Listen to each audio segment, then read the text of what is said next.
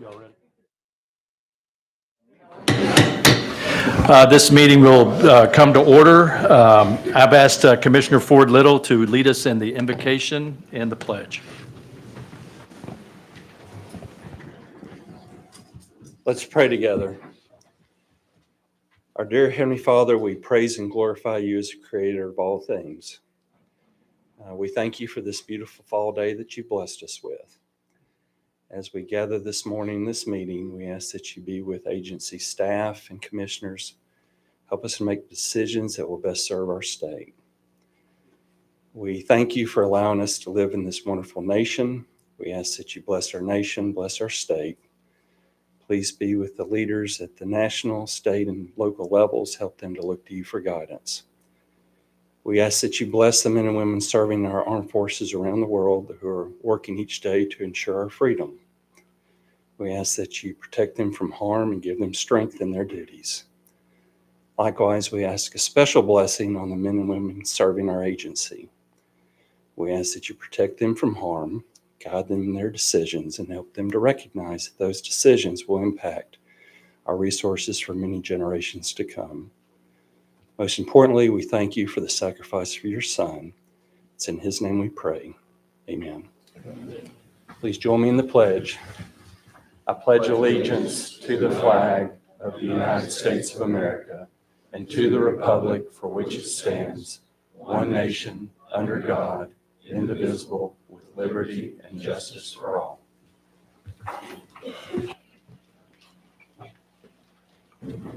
Well, I want to welcome everybody here today. Now I know why I couldn't find a parking spot. This place is really crowded, but thanks for everybody for being here.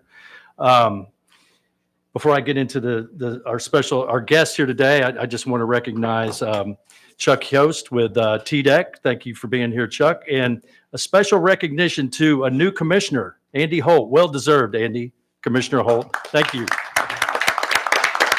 Commissioner of Agriculture.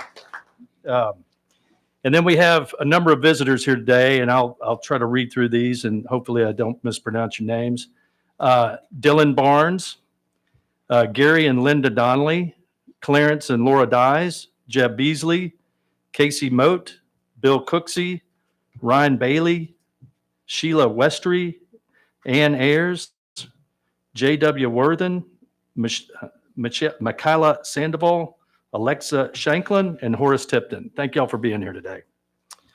And with that, I will ask Mary to call the roll, please. Monty Blue. Here. Brad Box. Here. Stan Butt. Greg Davenport. Here. Steve Jones. Here. Ford Little. John McCarty. Here. Rosemary McElhenney. Here. Rhonda Moody. Here. Chip Saltzman. Here.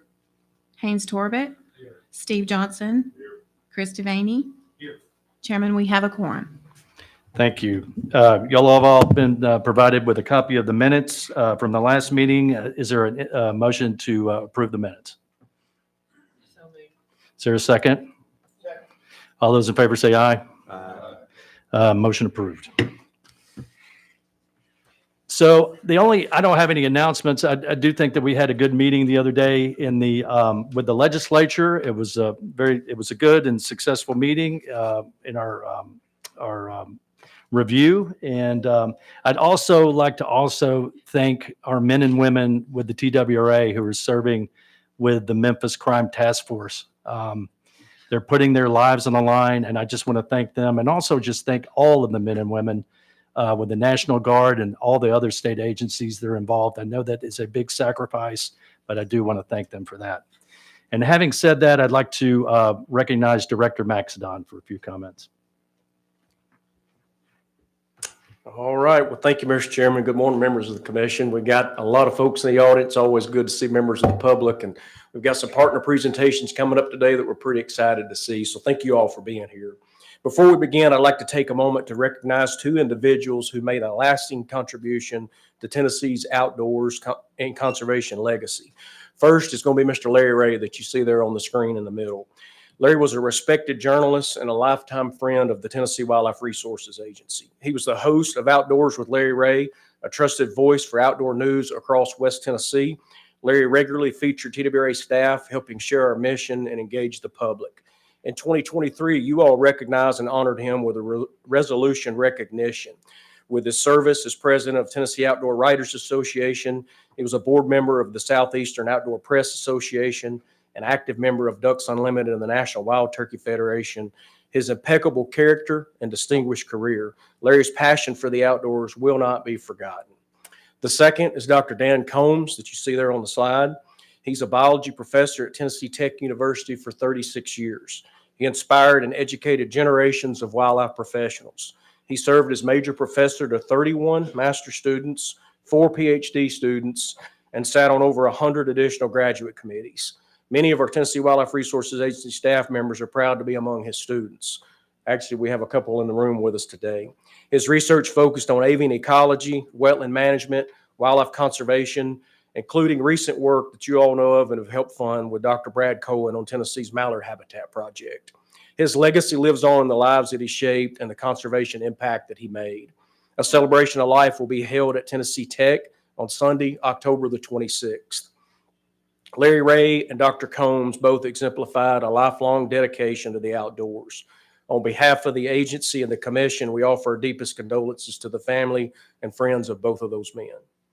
Looking ahead to today, we'll be previewing several important items, many of which result from recent legislative action that the chairman mentioned. First will be the OHV permit at North Cumberland WMA. We're going to revisit the off-highway vehicle permit originally approved as part of last year's license fee package. Although the package was withdrawn during the government operations hearing, this permit remains critical for the agency for continued success at North Cumberland WMA. Next, you'll be hearing about a deer baiting rule. You're going to hear a preview of that new rule, which is set to take effect August 1st of next year. I say that again for the public that's watching. It will not be in effect this deer season. It will be August 1st of next year. While TWRA has historically opposed the bait permit, we're grateful that the legislature provided leeway for disease management and baiting method regulation. The fall hunting season is upon us. I know for many of us, it's our favorite time of the year. The leaves are starting to turn and fall off the trees.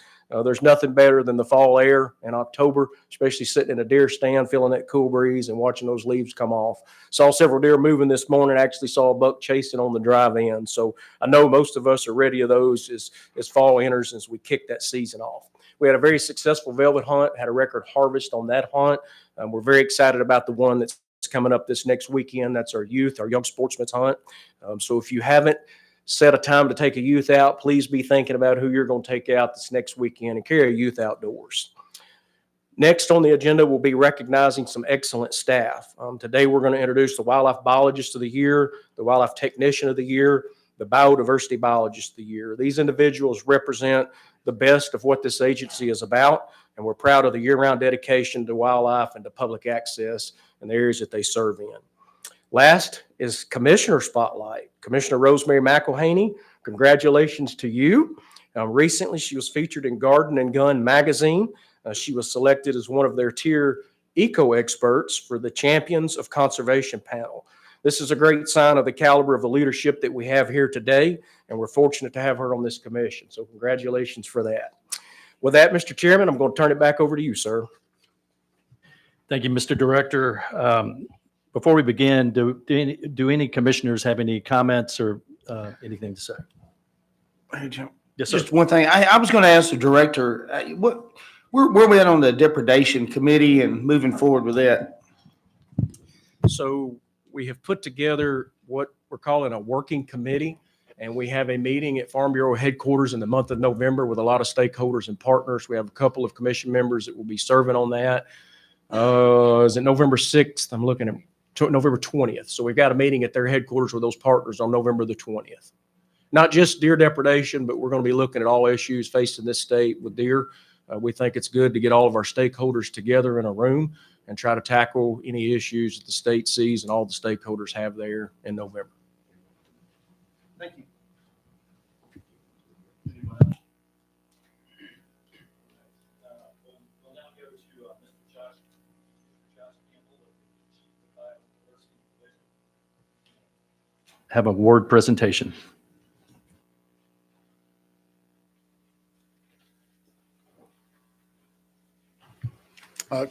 Good morning. Thank you, Chairman Devaney. It's a great day, even better day when we get to recognize one of our own. Today, we're here to recognize Dustin Thames. He began his career in 2007 with TWRA on the reservoir crew in the fisheries division. He transferred to Biodiversity in 2011, and he now serves as the Region 2 Biodiversity Coordinator.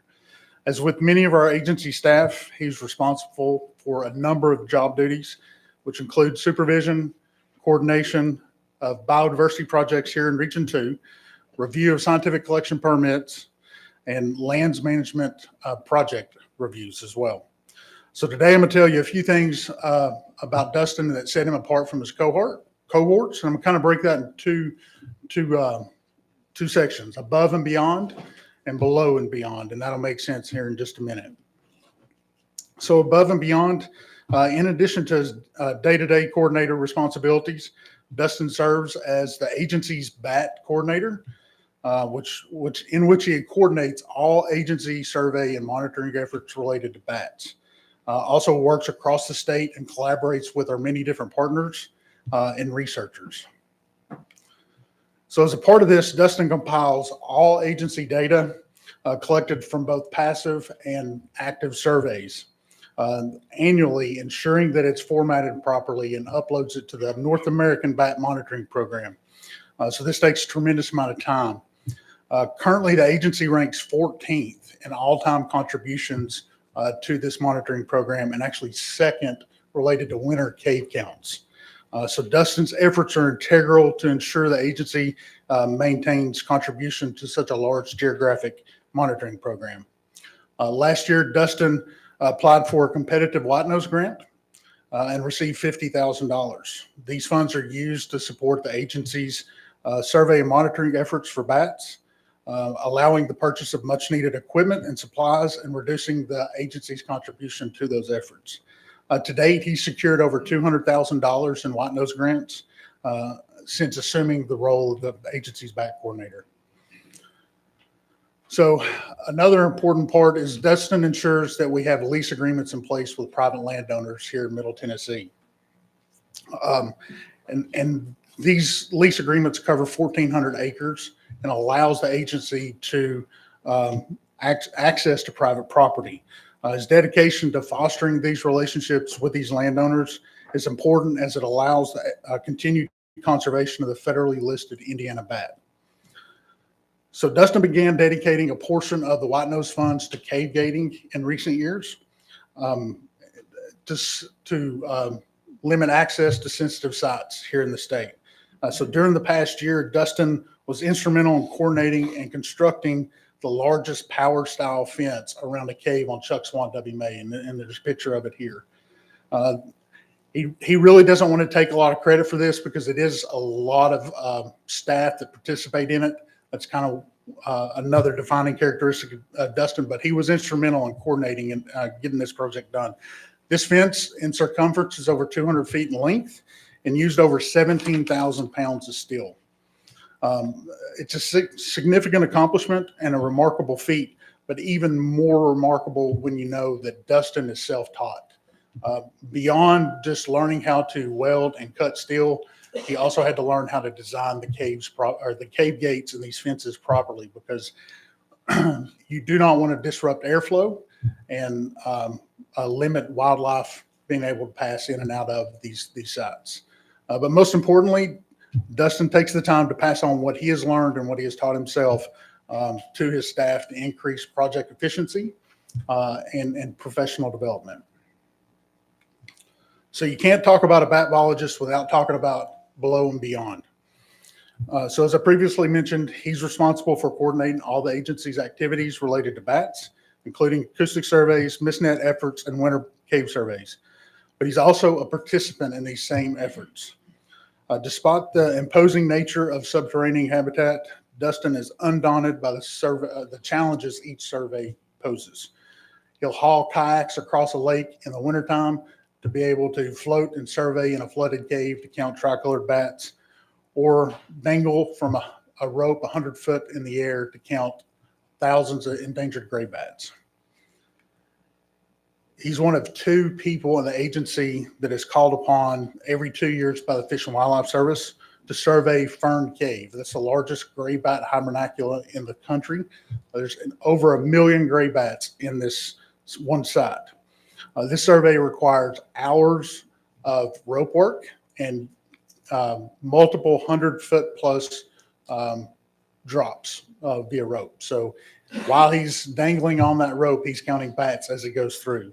So despite all that Dustin performs throughout the year, he still ensures there's enough time for outreach. During the past year, he performed multiple events at local schools, reaching over 300 students.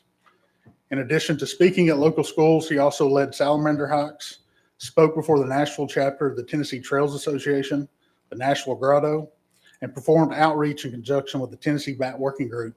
And he also mentors an Eagle Scout. In the words of his supervisor, Dustin's great demeanor, enthusiasm, and positive work attitude make him a pleasure to serve with and conduct conservation and recovery of endangered species. And with that, I'd like to recognize Dustin Thames, this Biodiversity Biologist of the Year.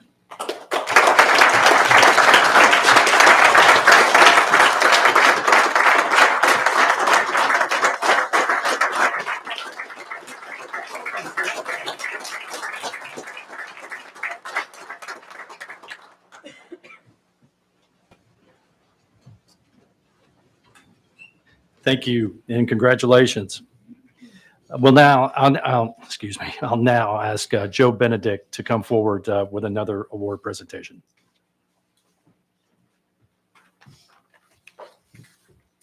Well, thank you, Mr. Chairman, and good morning, folks. We in the Wildlife and Forestry Division are also very excited to share this day with a couple of our staff members. We have 2 awards to present today, both the Technician of the Year and the Wildlife Biologist of the Year. So I want to start with just a reminder that these awards are folks that are nominated by their peers. So the chief doesn't pick them, the assistant chiefs, we don't pick them. These are nominations submitted by their peers throughout the state. And I wanted to run through the list. We have a regional technician and biologist of the year in each region, and then we have a statewide winner. So we're here today to celebrate the statewide winner, but I wanted to make sure that we notified or noticed the other folks. So Region 1 Technician of the Year, we had Jeff Creasy. He's at White Oak. Region 2, Ryan Nunley at Bear Hollow, WMA. Region 3, Sam Dishman. He's a species program kind of assistant there. Region 4, we have Luke Hickel at North Cumberland. And finally, out of the headquarters, Jake Riggs from East Tennessee Forestry. So here's a picture. We celebrated these folks at our annual Wildlife Division meeting. These are the winners there of the regional awards.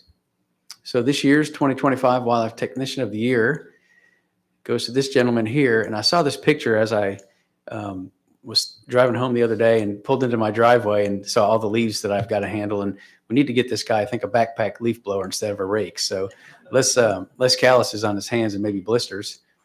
Here's another picture of this gentleman. So this year's winner is Jake Riggs from North Cumberland, WMA. He's the Wildlife Technician of the Year. So with that,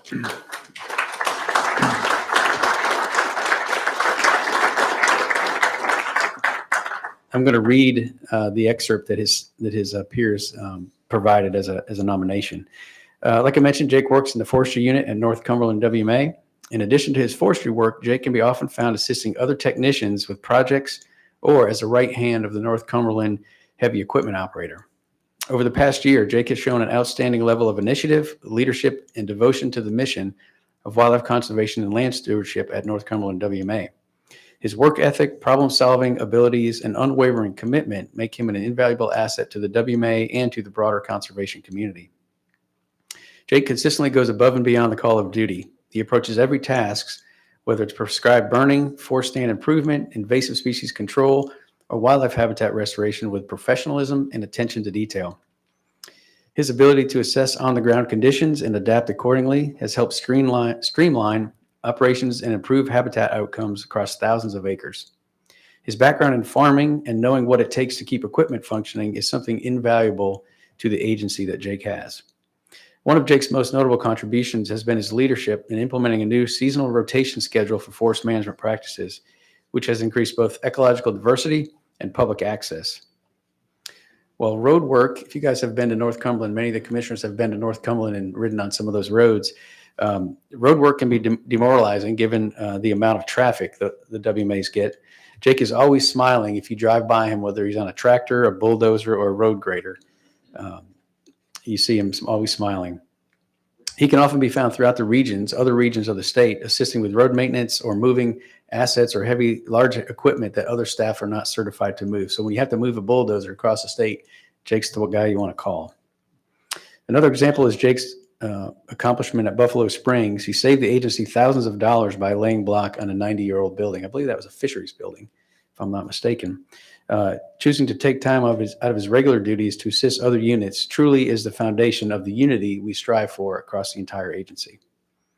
Jake also plays a critical role in mentoring seasonal staff and new technicians. His willingness to share knowledge and provide hands-on guidance reflects his deep-rooted passion for his work. His colleagues often speak of his calm demeanor, reliability, and readiness to step in whenever needed, seeing tasks to the end, even if it affects his personal plans for later that day. His presence alone on projects has a tendency to improve productivity by 200%. I didn't check the math on that, but I'm sure that's true. Perhaps what stands out most about Jake is his quiet dedication. He doesn't seek recognition. Instead, he lets his work speak for itself. From coordinating with biologists to enhancing elk habitat, assisting with access, food plots, and early successional habitat projects, Jake treats every acre as if it matters. His contributions have made a lasting impact on Tennessee's public lands and wildlife heritage and all the staff who work with him. Thank you and congratulations, Jake.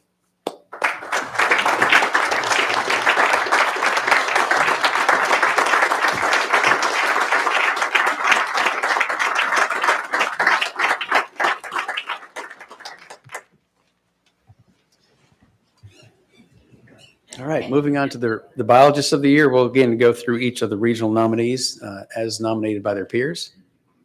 Region 1, Brandon Gilbert at Wolf River. Region 2, Pam McDonald at Laurel Hill here in Middle Tennessee.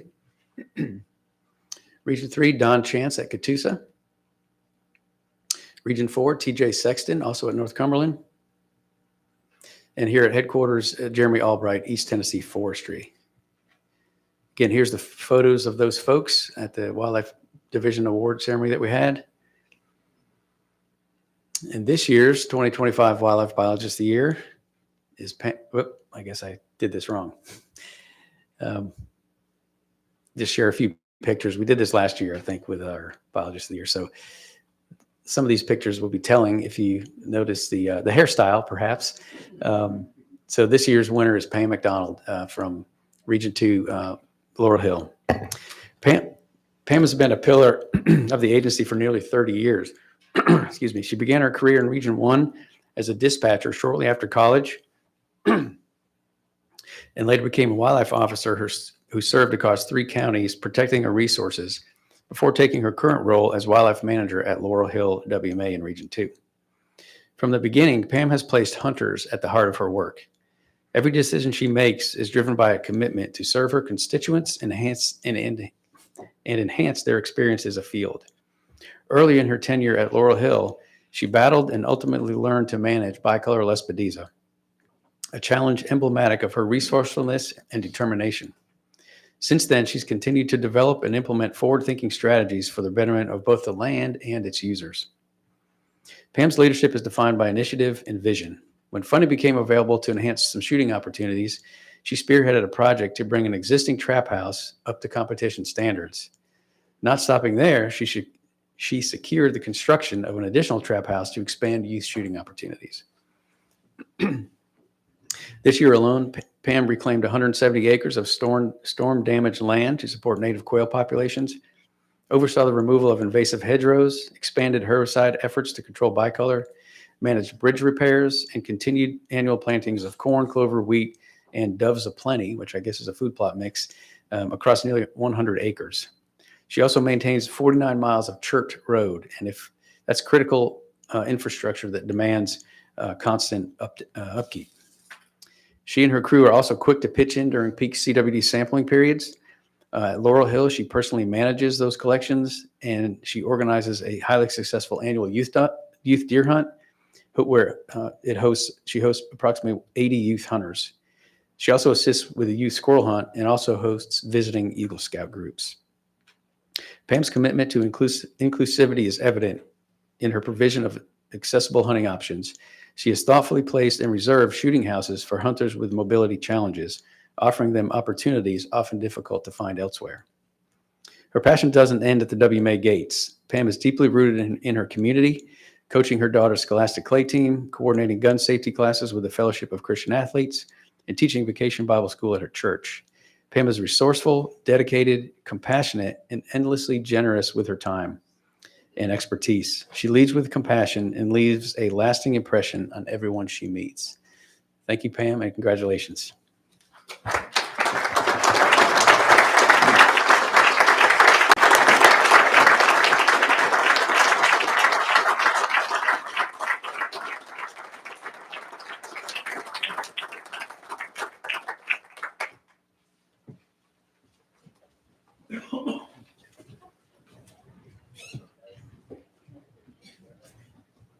Thank you, and congratulations again. So we're gonna change the agenda slightly, just to accommodate some time schedules here. And I'm going to ask Brandon Ware to come forward and give us a presentation about OHV.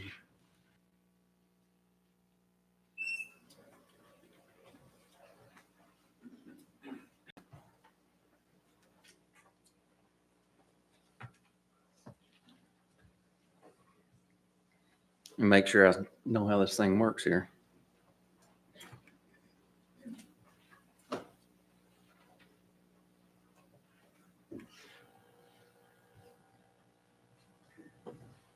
While he's going to have to advance the slides there to get to mine, since we switched the order. But good morning, commissioners. Thank you, Chairman.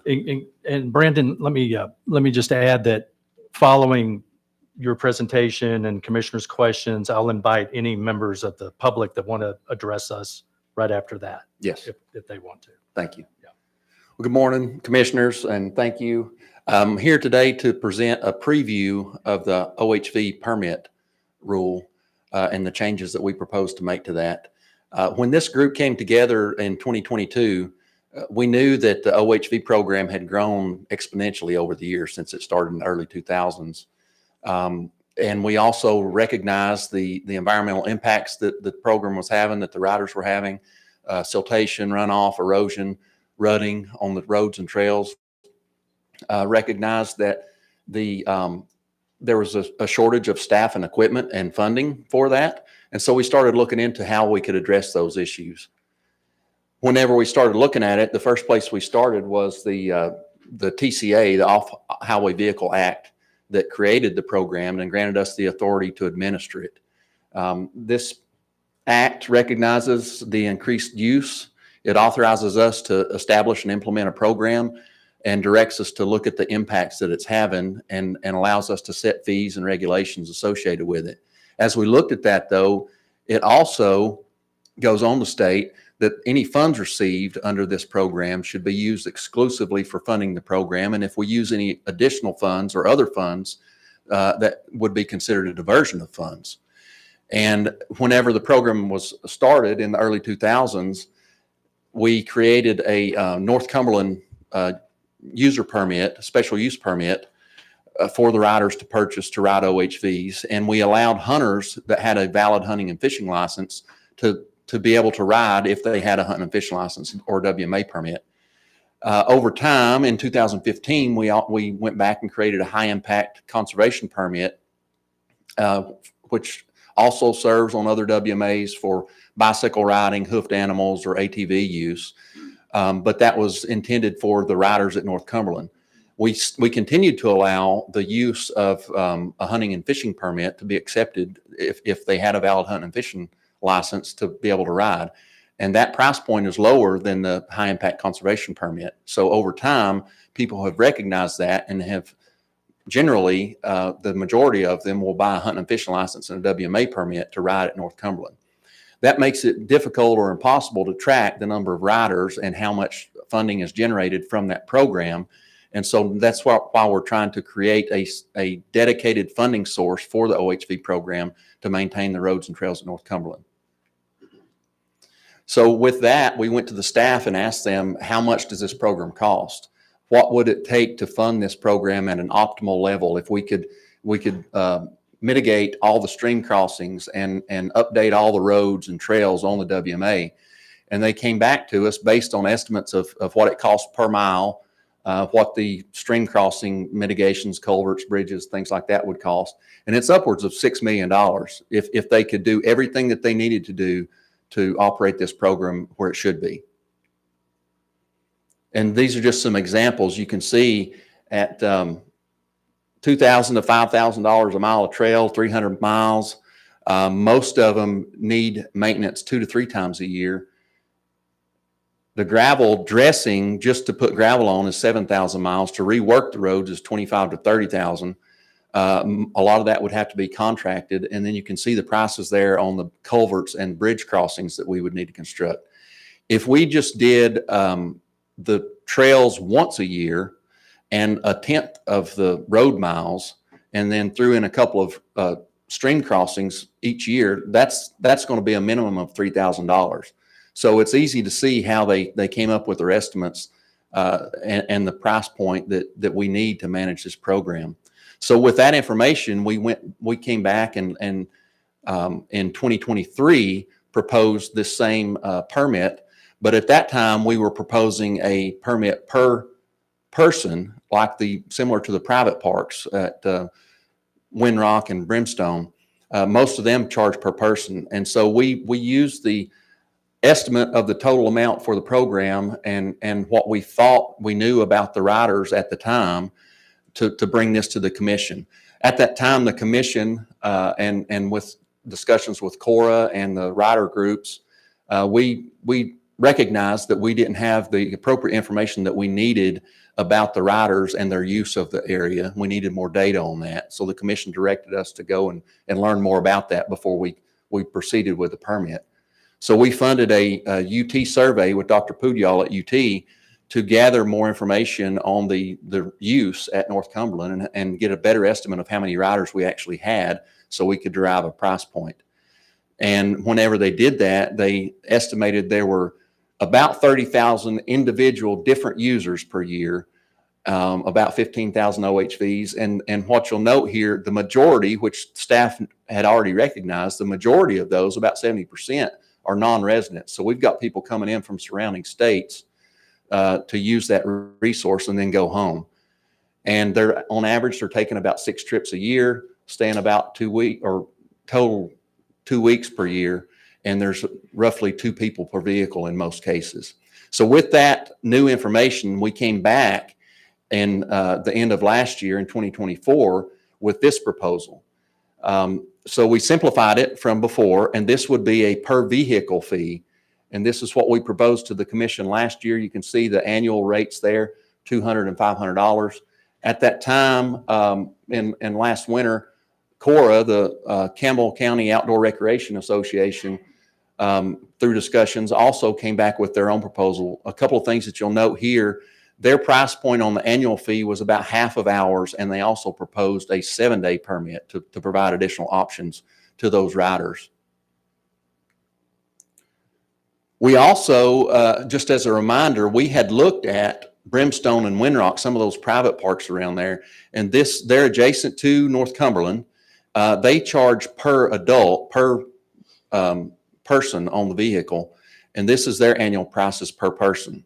So you can see you can estimate what that would be if there were, like most cases, on average 2 people per vehicle. So when you look at that compared to ours, we did try to price ours comparable to the private parks and be competitive with them. This was the proposed, what you see on the right is where we landed on the proposal last year for the initial year, for the first year. So after consultation with Cora and the rider groups and the shops and the businesses around there last year at last year's meeting, we came to a compromise agreement, which would be a graduated over 3 years price proposal. The first year, this would be the price point at $150 to $300 for the annual fees for the residents and non-residents, which is very close to what Cora had proposed. The following year, it would increase slightly. 175 and 400. And then on the final year, the third year, it would be what we had originally proposed at 200 and 500. And that was, again, after consultation and deliberation last year, what we landed on as an agreement, and that's what we're proposing for the new permit.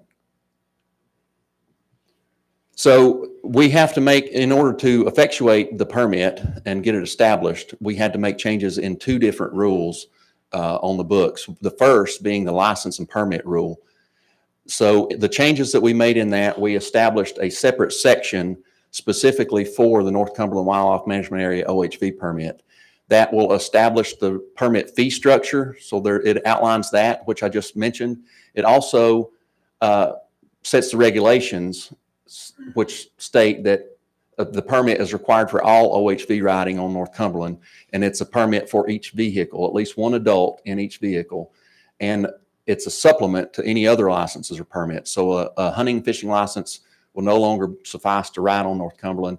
In addition, a lifetime sportsman or sportsman license would not cover that. And I should mention before, but we have established at a lower price point, a supplemental license for sportsman's license holders at $40. So if you got a sportsman's license and you want to ride on North Cumberland, you would purchase that additional supplemental license.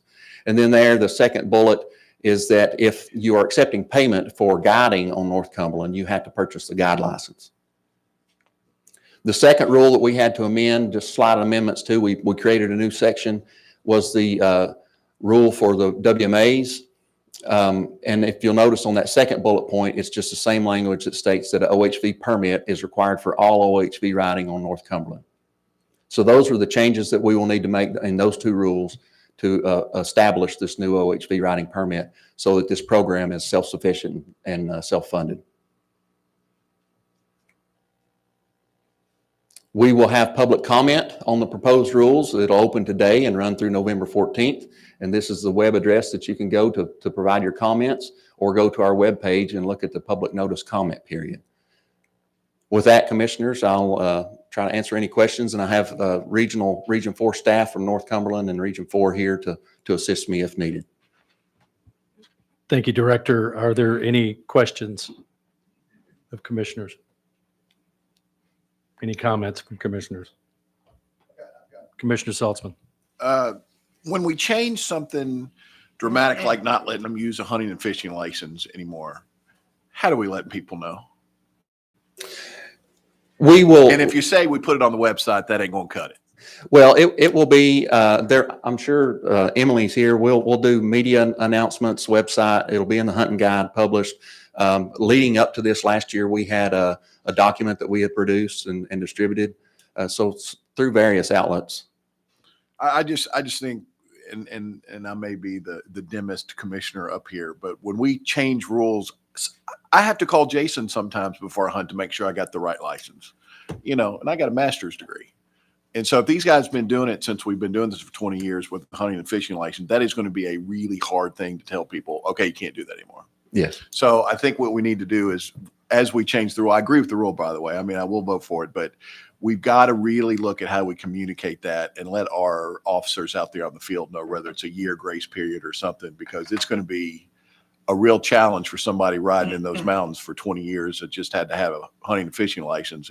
And we've changed that, and it's going to be hard to communicate that with people. So I want to put that in the staff's bonnet to think over for the next couple months. Yes, sir, Commissioner. And normally whenever we do a rule change like that or change a requirement on that, the officers are instructed, they'll operate under a grace period of some time.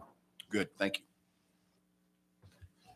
Brandon, I had the opportunity to meet with a couple of representatives of the local businesses earlier this week about this, and the one thing that was impressed upon me was we need to remember they are competing with similar type businesses in West Virginia and Kentucky and North Carolina.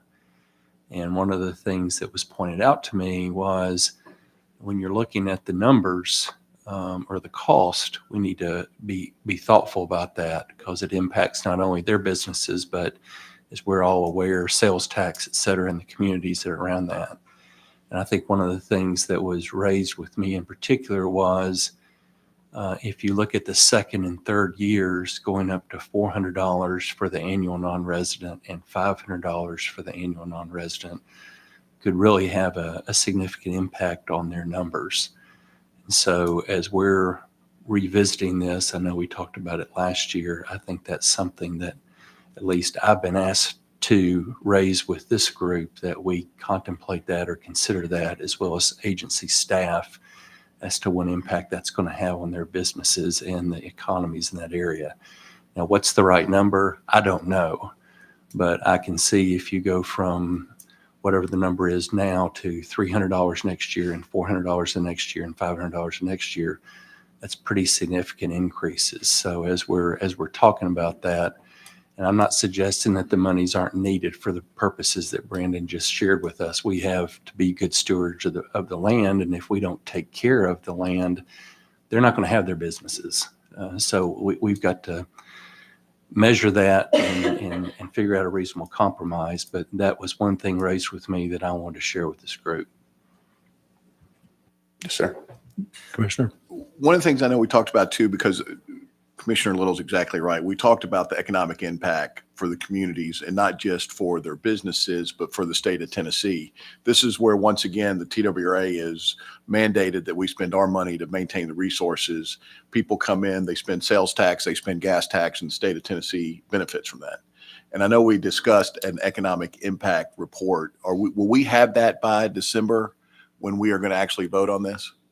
Of all the economic development that these groups bring to our state from Kentucky, North Carolina, West Virginia, and Virginia? I don't believe we'll have the one that's being proposed currently. Our partners at TDEC have requested funding to participate or fund an economic impact study specifically to this. Now, we're also looking at an outdoor recreation, outdoor use for hunting, fishing, OHV riding, and I'm not sure when that will be, but I'm not sure that it'll be completed before December. I would encourage maybe we reach out to ECD, because I think they would have the county numbers over the last 10 years. And because especially in Scott County, that I'm familiar with, where Brimstone is, Campbell County, 10 or 15 years ago, these were areas that were very economically depressed. And I know these groups bring in, like I know Brimstone does a year, twice a year event where they bring in 15,000 people. You can't get a hotel. All the restaurants are full. That has a huge impact on the local community. I think that's got to be part of our discussion. To Ford Little's point, that we got to make sure that we don't kill the golden goose. If we can't be twice as much as Kentucky, and we can't be more than the states around us. We want to be competitive. We know we got the best location. We know we got the best trails. But we also got to take care of the resource. So as we had this discussion amongst the commission, and I know we're getting to public comment, that's got to be a big part of this. We're not just in this bubble that it costs $6.5 million to maintain this resource. So we've got to get the $6.5 million from this. I think there's other opportunities, and there's a lot of money that surrounds these that we got to look at. Yes, sir. Yes. And I would just remind the commission, whatever you decide in December, whenever you take action, if it's not at the proposed price point, whatever number we land on and the funds that are generated from that will dictate the amount of maintenance and improvements that we can do. So that, if we have less funding, we'll be able to manage less trails. Commissioner, you finished? Commissioner Box? If a hunter is on the WMA and they ride their ATV, what's their situation Currently, under the new plan? under the new plan, if they have a regular hunting and fishing license, they would purchase the OHV permit. If they have a sportsman's license or a lifetime license, they would buy the lesser priced $40 supplemental permit to that. So, And they can use it to access the WMA. so they have to have both Yes. Yes. to drag a deer out of the WMA. If they're using a WMA. Now, whenever in that survey, the majority of hunters that hunt on the WMA don't use their OHVs for hunting. But those that do, again, currently they can operate with a hunting and fishing license and a WMA permit. Under the new proposal, they would buy that supplement. Any other commissioners with comments or questions? I think there's some members of the public who want to say a few words, if they would come forward, please. Yes, ma'am. And I want to thank them. I think they came all the way from Campbell County, early morning drive. So thank y'all very much. And just for the record, if you just please state your name and where you live. Okay. My name is Sheila Westray. I live in Campbell County. I am a Cora board member and owner of several OHV resorts in Campbell County. I've been in this industry for 20 years. I started in 2005. I'd like to thank the commission for giving me the opportunity to express my concern and opposition to the proposed 3-year rate increases for the OHV permit fees. I'd also like to thank Director Maxedon for communicating so well with me on these issues. He's been very good. It's important to note that even though today you will be proposing new OHV rates, the published proposal will immediately impact our reservation revenues. Our industry is dominated by the social media. Last year, during the proposed increase, our reservations dropped by 40% in January, which is normally the month that most of our business revenue is booked for the next year.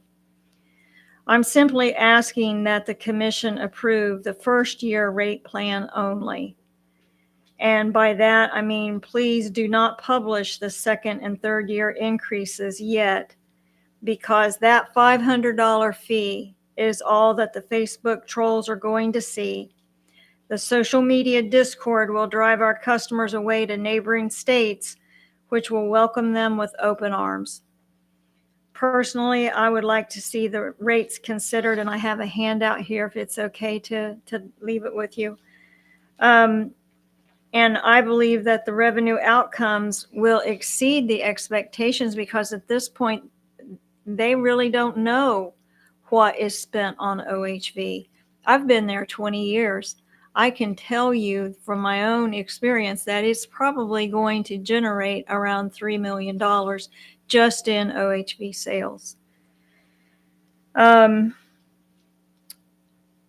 We are not here to argue with TWRA. We respect them, and we're here to be proper stewards of the land as well. Thank you. Thank you. And I'll distribute these. Yeah, thank you very much. And we also have a letter, and I've asked General Counsel Grimes to read a letter from Justin Jones.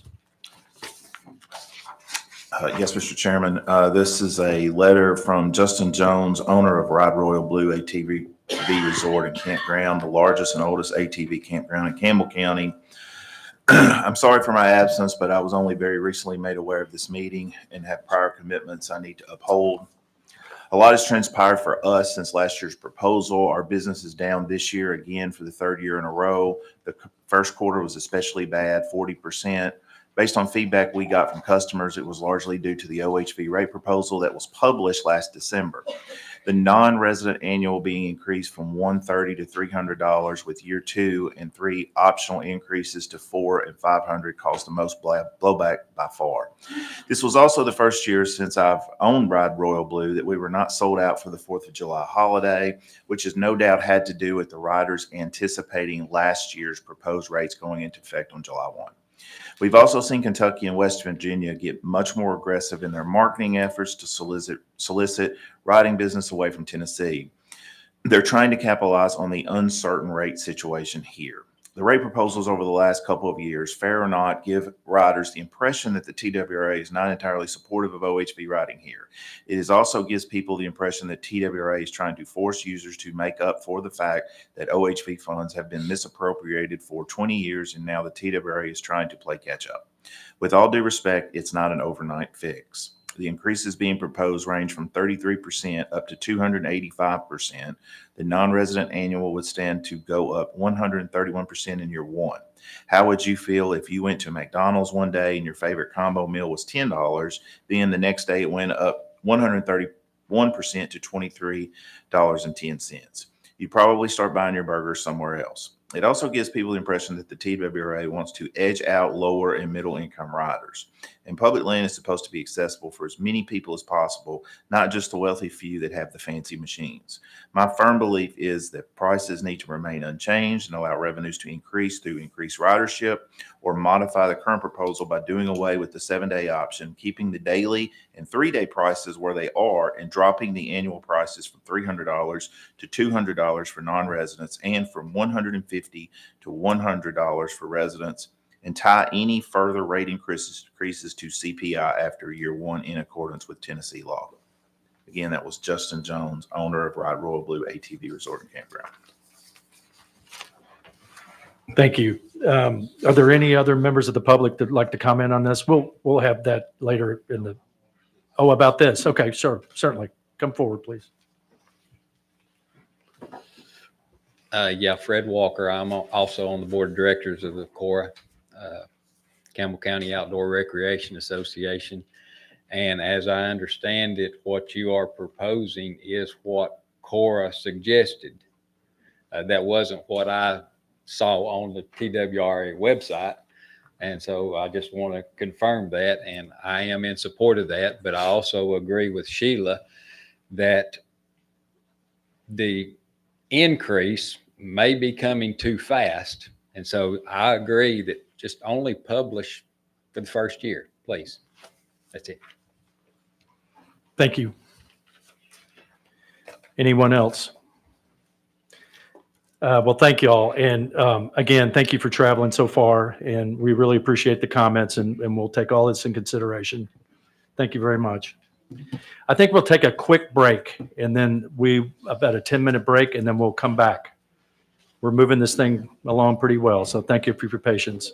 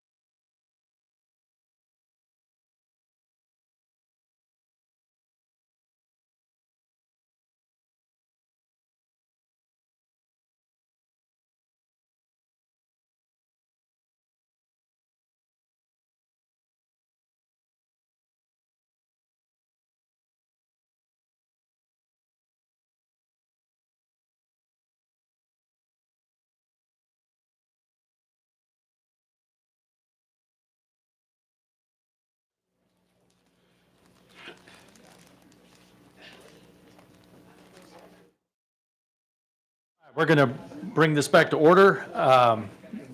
Thank you. I think we ran a little bit longer than the break, but I think we're keeping on time.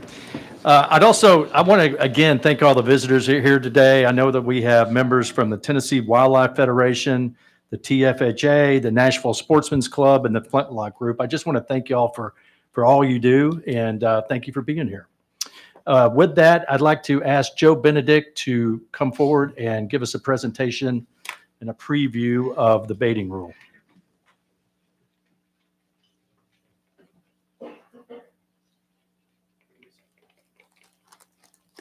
Thank you, Mr. Chairman. I apologize for my allergies. I've got a bottle of water, thanks to our friend Dale. Yes, sir. This is a presentation about a draft rule for the deer baiting privilege. And you'll recall that the General Assembly passed during this last session a couple pieces of legislation that would affect the statute TCA 70-4-113. And this would basically create an allowance for hunting deer over bait on private land or leased land only. And the legislation has an effective date of next summer. So just like the director mentioned earlier, this baiting for deer this year is not allowed.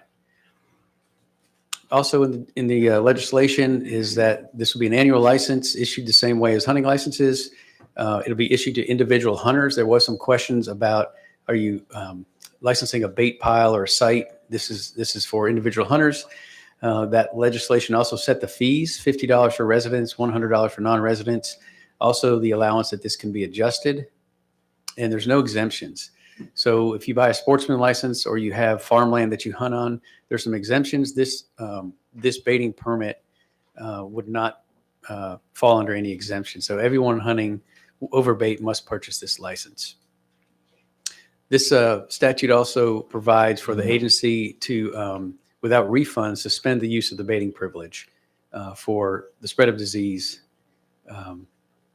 as stated there. So the General Assembly asked the agency, the commission really, to promulgate rules effective for this baiting privilege, specifically to establish what we would call bait, what that would constitute, the amount of bait that can be used, and then other conditions for the use of this bait permit or bait license. Just also want to make a note here as we began this, that you would not need a license if you're hunting over normal agricultural practices. So a cut cornfield or soybean field would not require a baiting permit, or also a food plot. You would not need a baiting permit for that. So moving on to what the agency is proposing as acceptable bait. We want to use kind of whole grain natural things. So corn, wheat, grains, or other food substances, things like apples. There's other things that folks might bait with except, what you buy in a bag at the store at the co-op. We're recommending that there's no processed foods be allowed except those products that were specifically designed for deer. So we want to, again, maintain wildlife health, minimize attracting other species, and then minimize black bear habituation. We know that bears are attracted to bait. If you put molasses and honey and those kind of things out there, those are really addicting, just like the humans, right? We like sugars. So here's a couple examples of things that are commercially available at the co-op store, at Bass Pro Shops. We've got these buck blocks of various types, different kinds of, food with some additives in there typically, and then even cotton candy so the deer can go to the fair in the fall. So again, getting to the amount of bait, this is some folks are questioning, wondering about this. And I guess before I continue, I just want to mention that we've looked at other states' regulations across the country to get an idea of what's out there and why. We've tailored a lot of this to what we think would be best for Tennessee, both for the hunters, the landowners, those folks that lease small parcels perhaps, and also for the resource. So the recommendation, again, in this draft rule is that bait must be scattered and cannot be piled.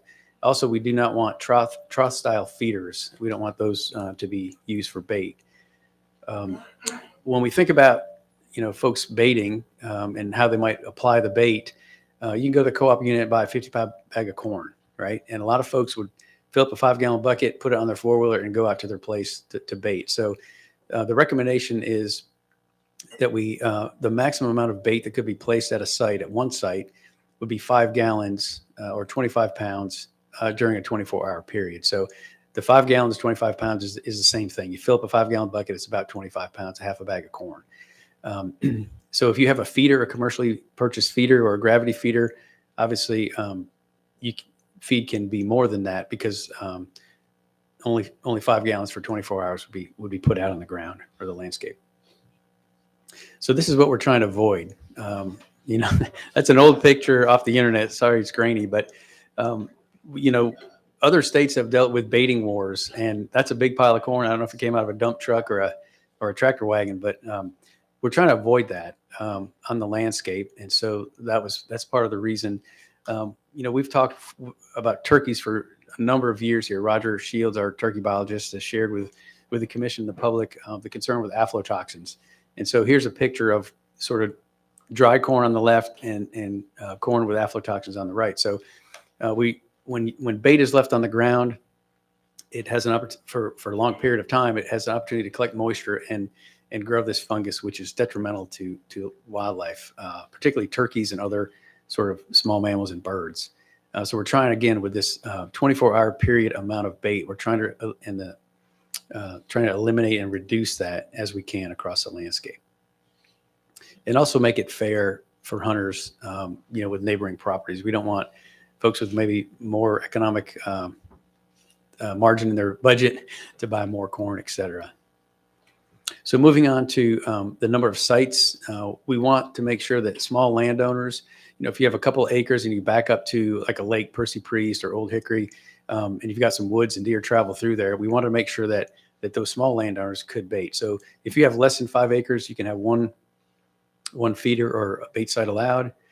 Beyond that, we're really thinking 500 yards between feeders if you're over 5 acres. And so that would also kind of equate to 1 bait per every 5 acres.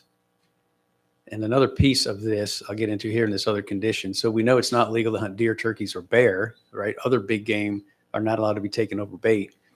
And so hunters may not take other big game when their animal or the hunter is within 250 yards of the bait. This goes back to, or the foundation of this is from a kind of the law enforcement standard when, if your neighbor has a bait site or a feeder, this is the advice or the standards that law enforcement use for you to hunt, like if a neighbor has food out. So they want you to be 250 yards away. So that also kind of, if you double that gets to the 500 yards between the bait sites that we recommend. Again, baiting is not allowed in the Gatlinburg no feeding zone. Again, this has to do with bear human safety concerns. So this will stand on the books. The other piece here is that just like is currently prohibited, we recommend no baiting allowed in the CWD management zone and any other county that might become positive.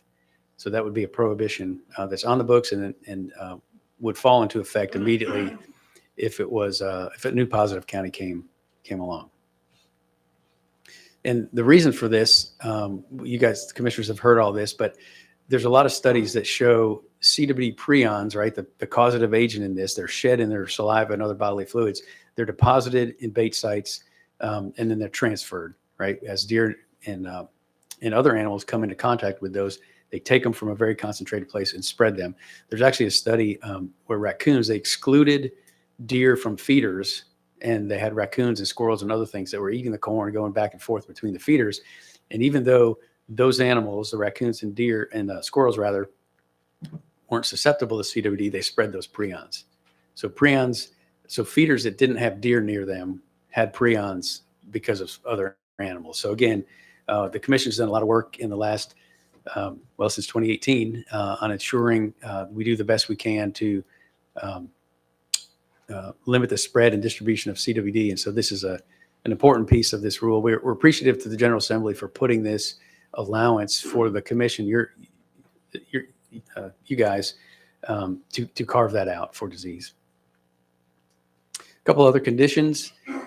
This is a provision that another state had, and we thought it was a pretty good one.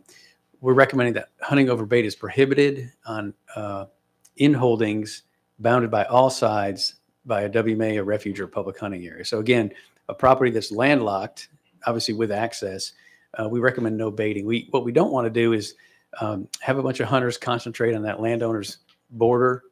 And the other piece is we want to avoid having those deer pulled into that private property where public land hunters would be challenged to access them. Another piece here, my staff did a great job thinking beyond kind of the immediate things. When you put a feeder out, the intent of that is to draw wildlife to the feeder. And so we know that we have issues with bears and other things that could destroy a feeder, whether it's a PVC feeder or a commercially available one. So we don't feel like we should be giving out depredation permits for bears or other critters if they damage the feeder that you use to draw them in. There are some bear-proof feeders designs that we'll have and some other information we can share later on. This bullet here speaks to an individual bait permit holder that the agency may suspend the use of a privilege, which is your license, if the presence of bait is creating a public safety concern. And you all have heard for a long time about bears and Gatlinburg and trash and the attractants. This provision is kind of to address that on the front side. If we have folks their bait is causing black bears to create human health or human bear conflicts and safety issues, we're going to have the ability, we'd like the ability to suspend that baiting privilege. So this rule will be considered at the December Commission meeting in Chattanooga. And just like Brandon shared, there's two different rules that we have here. So 1660-0106, this is a provision, this will be a rule that establishes the things we just talked about with the license, the type and the quality of bait, and the conditions that we mentioned. That's the bulk of where this new provision would be. And we also have to add that provision basically in the table that outlines the licenses. So the General Assembly established the amount. We would just put that that name of that license and the fees in that license rule.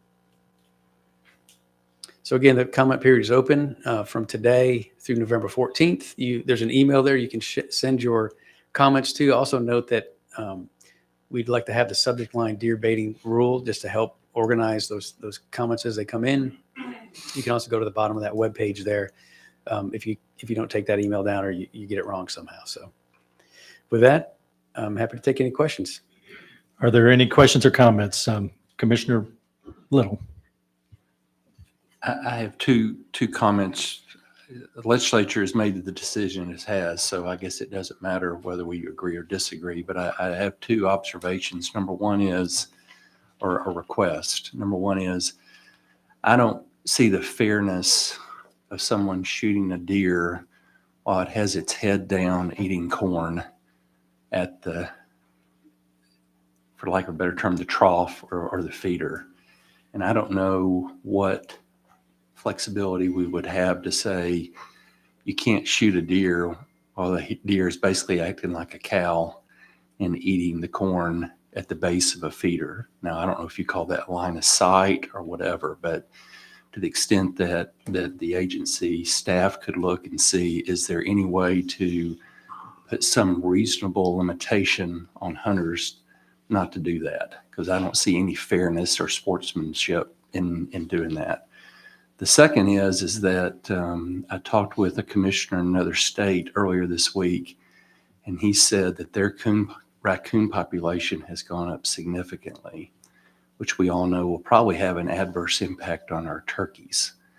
One of the comments that he had along those lines was you'll need to monitor that, or your wildlife biologists will need to do that and see what impact that has. So I don't know to what extent. I saw one of the things that you said that he also recommended to me was, and they did put this in their regulations, that it had to be, as you pointed out, a broadcast spreader. You did not want the feed just piled up because you didn't want the deer, their noses or the deer eating around each other. And he said that also helps with the coon problem because you spread out the corn in a way that you don't have the higher likelihood of disease being together or on top of it, of the corn if it's in a small pile. And it looks like you've already addressed that, but to the extent that at least we can encourage, or as you put in the potential regulation, the requirement that it throw the corn out a certain distance so that we avoid some of those issues, that'd be great. Thank you, Commissioner. And if I could just comment on those two things. I know in Alabama, I've been hunting in Alabama for 30 years, I guess. Never hunted over bait, but they began allowing bait a number of years ago, 6 or 8 maybe. And their initial regulation, I won't get this right, but the idea was just to the comment you said first, where they didn't want folks shooting the deer in the pile. So there was this visual thing where you couldn't see the feeder. So there were folks that would put a piece of plywood up in the middle of a field with a bait, the bait feeder behind there, and shoot the deer as they're walking to and from. And my understanding is they just got rid of that because it was over the complex. So we'll certainly look into that. We can talk to the folks in Alabama about that. So there's creative things that at least one state did, and they just kind of moved away from that. Regarding the increase in raccoons, there is a lot of information out there that these mesopredators, so raccoons, opossums, those kind of things, armadillos where they occur, are drawn to these feeders, just like birds, right? There's some smaller pieces of corn that are there. So you have birds, you have a concentration that's unnatural of wildlife in a very small area. So you can also see damage to the habitat because of this increased population or this increase in volume of animals there. So, if you think about deer on the landscape, you have these family units that are somewhat spaced out. And depending on where the bait is, how much bait there is, you could actually have multiple family groups coming into the same area, which is this unnatural concentration. So there are issues with predators, mesopredators, as well as other birds that come in. Just like we're concerned about disease for deer, disease among mesopredators, other birds, those are concerns. It's a secondary effect of having a bait location. So we can get more from Dr. Grove to help us with that as we come back next month. Chairman, I got a couple. So in West Tennessee, so you're saying it would still be prohibited to bait, buy a permit and bait in the CWD zone or a CWD positive county, or what are we more specific? So the recommendation is that in the current CWD management zone, that it would remain illegal to bait. That's a current That's regulation. every county in West Tennessee. That's every county in West Tennessee plus Wayne and two other counties other than. Well, I don't agree with that. I think we have, like in Henry County, you have 2. I was told of possibly a third positive case in Henry County. So I think as an agency, we need to look at, and I think if you will ask your state representatives and your state senators that initially passed this, they are going to be overwhelmingly, I guarantee you, opposed to this as far as ruling out every county in West Tennessee and making this eligible for every county in middle, except for 2, and every county in East Tennessee. You've got 2 cases that I know of positive in Henry County, but we're not going to make this legal. We're going to prohibit it. But 2 questions I would ask. I mean, if you all know the sale of corn and other supplements at Tractor Supply, at Stockdale's, at every co-op that you want to look at, everyone in West Tennessee is doing it anyway, right now, currently. And it doesn't seem to have moved the needle in Henry County, at least. I mean, 3 cases over how many years has that been? How many years? It's 5 years, 6 years? 7 years, 5 or 6 years, we found 3 positive cases, and people are feeding right now. I promise you. I know they are, without a doubt. So I would like to propose something at the next commission meeting. I don't know exactly what it's going to be, but it's going to be something to whereas a percentage. I don't know if we're going to look at the deer population per county, the harvest, because we probably don't know the deer population per county, but the harvest rates, or something to where we have a certain CWD positive rate that we have to meet, a threshold, before we make this ineligible. Ruling out every county in West Tennessee, I don't think is a good idea for this agency to do. And I think the legislators would just amend what we rule on at the next legislative session, because I know that's not their intent.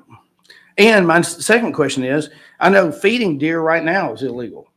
So how many cases have we made on that? Transportation is illegal. How many cases have we made on that? It's not many, if any. So Colonel, I'd like to know that before the next meeting. If we've made any transportation cases in West Tennessee on illegal carcass transportation cases, number one, and then the illegal feeding of deer to this point. So We'll certainly consider those points for next meeting and speak with the directors about options we may consider. Commissioner Box. I agree. Obviously, I'm piling on, but we walked back virtually all chronic wasting regulations over the last 2 years. And y'all have heard me argue and fight and disagree about that. But to tell our hunters in the western part of the state who we have seen the numbers, the harvests are way down, that we can't have extended seasons. We have to go back to all the same regs as the rest of the state. And now you can't bait when everyone else can. That's wrong. Any other commissioners? Yes, sir. Thank you, Chairman. Have we considered a baiting season? We say you can't kill elk, turkey, or bear over bait. Have we considered that really it's my understanding the legislature passed this for deer. Is that true? Yes, that's correct. Okay. Why couldn't we just make a baiting season that was, so many days before the opening of the season to the close of the season, if that's what the intent is to kill these deer over bait? Because we can do whatever we want to do on regs, but if you're baiting during turkey season, you're probably going to shoot a turkey over bait. Why would you be baiting for deer in April? So can we have a baiting season? Is that allowed, or council? Is that something that we have the flexibility to establish? It's an interesting thought, and I was thinking through that. You all have broad discretion to set the seasons, all the game seasons. I think I'd have to really carefully look at the terms of the bait privilege license before I would feel comfortable really answering that question publicly. Because the statute creates the license and the terms of that license, but it does leave a lot of flexibility for the agency. I think that's an interesting thought. I think I'd be uncomfortable with making a decision right on the spot, though. Hey, General, well, let me ask you this question, and Greg, to add to that, because to get a clarification on it, obviously you can't hunt over bait right now. You cannot hunt over bait.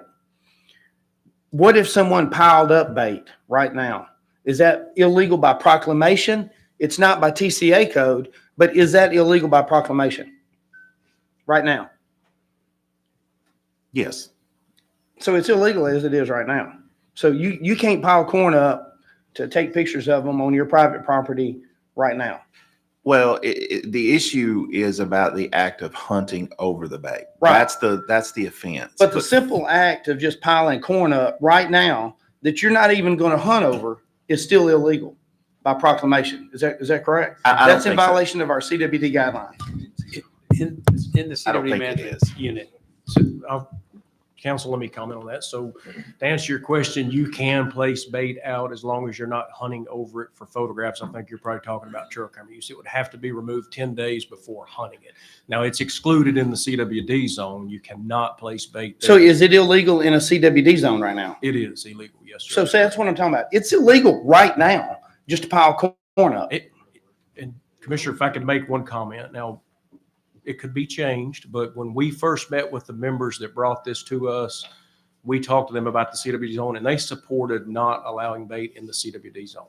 They may change their mind. Yeah. They have the ability to do that, but when And we Colonel, I'd first- like to know how many cases we've made on CWD corn, on piling up corn in CWD, whether season or non-season. Yes, sir. I'll have that for you at the next meeting. And see, it's illegal. We have so many transportation guidelines right now that are illegal.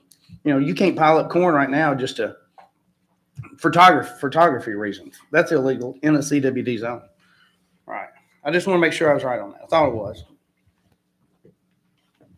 I guess I hadn't really thought through it, Monty, to be honest with you. It just popped in my head. But if we're trying to protect turkeys because of alpha toxins, then why do we want corn piled up for pictures or baiting in turkey season? It doesn't make any sense to me. And so I would like for you all to consider that. And then do we want to have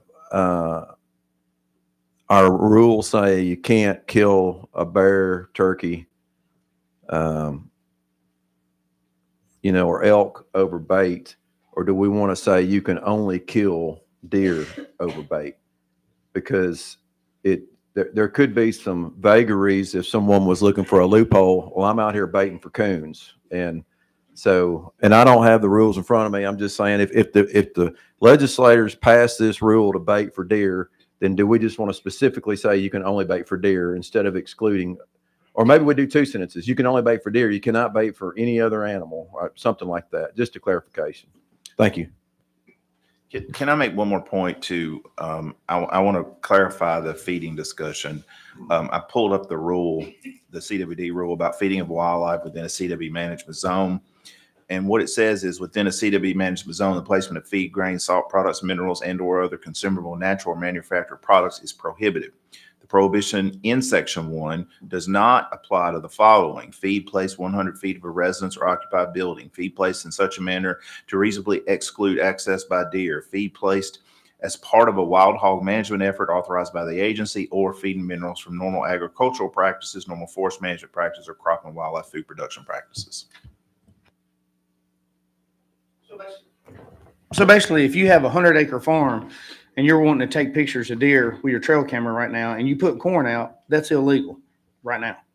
So we've got that in place, and I like your idea of having a baiting season, but if we're going to do it, it needs to include West Tennessee.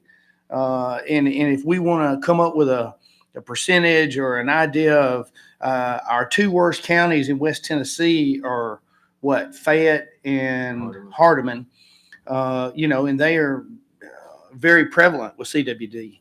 If we wanted to say, we've got over X amount of cases versus the deer harvest population, come up with a ratio there, you maybe rule out those two counties.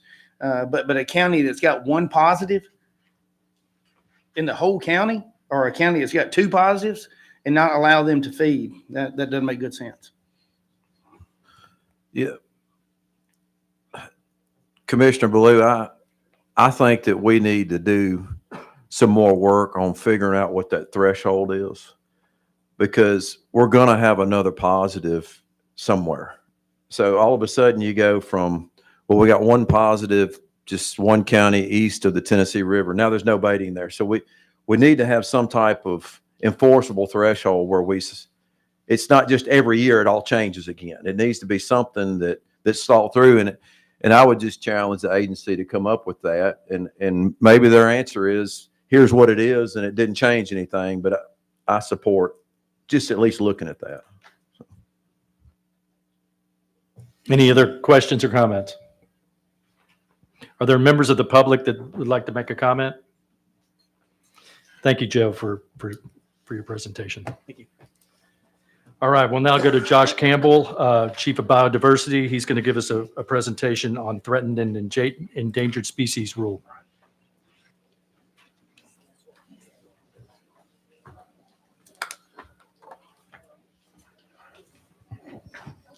Good morning again. Thank you, Mr. Chairman. Just wanted to point this out. If you've never been underground before, the temperature in this room is representative of what it feels like in a cave. It's very cold. Okay. So I'm going to preview proposed changes for the Rule 160132, which is the threatened and endangered species list. We are required to review this every 2 years. And we initiated this review in April of this year.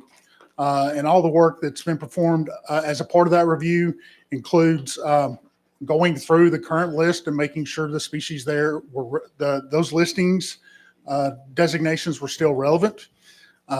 If any species that have been delisted since the previous review from the federal list merited listing on the state list, which no delistings had occurred that were relevant to the state.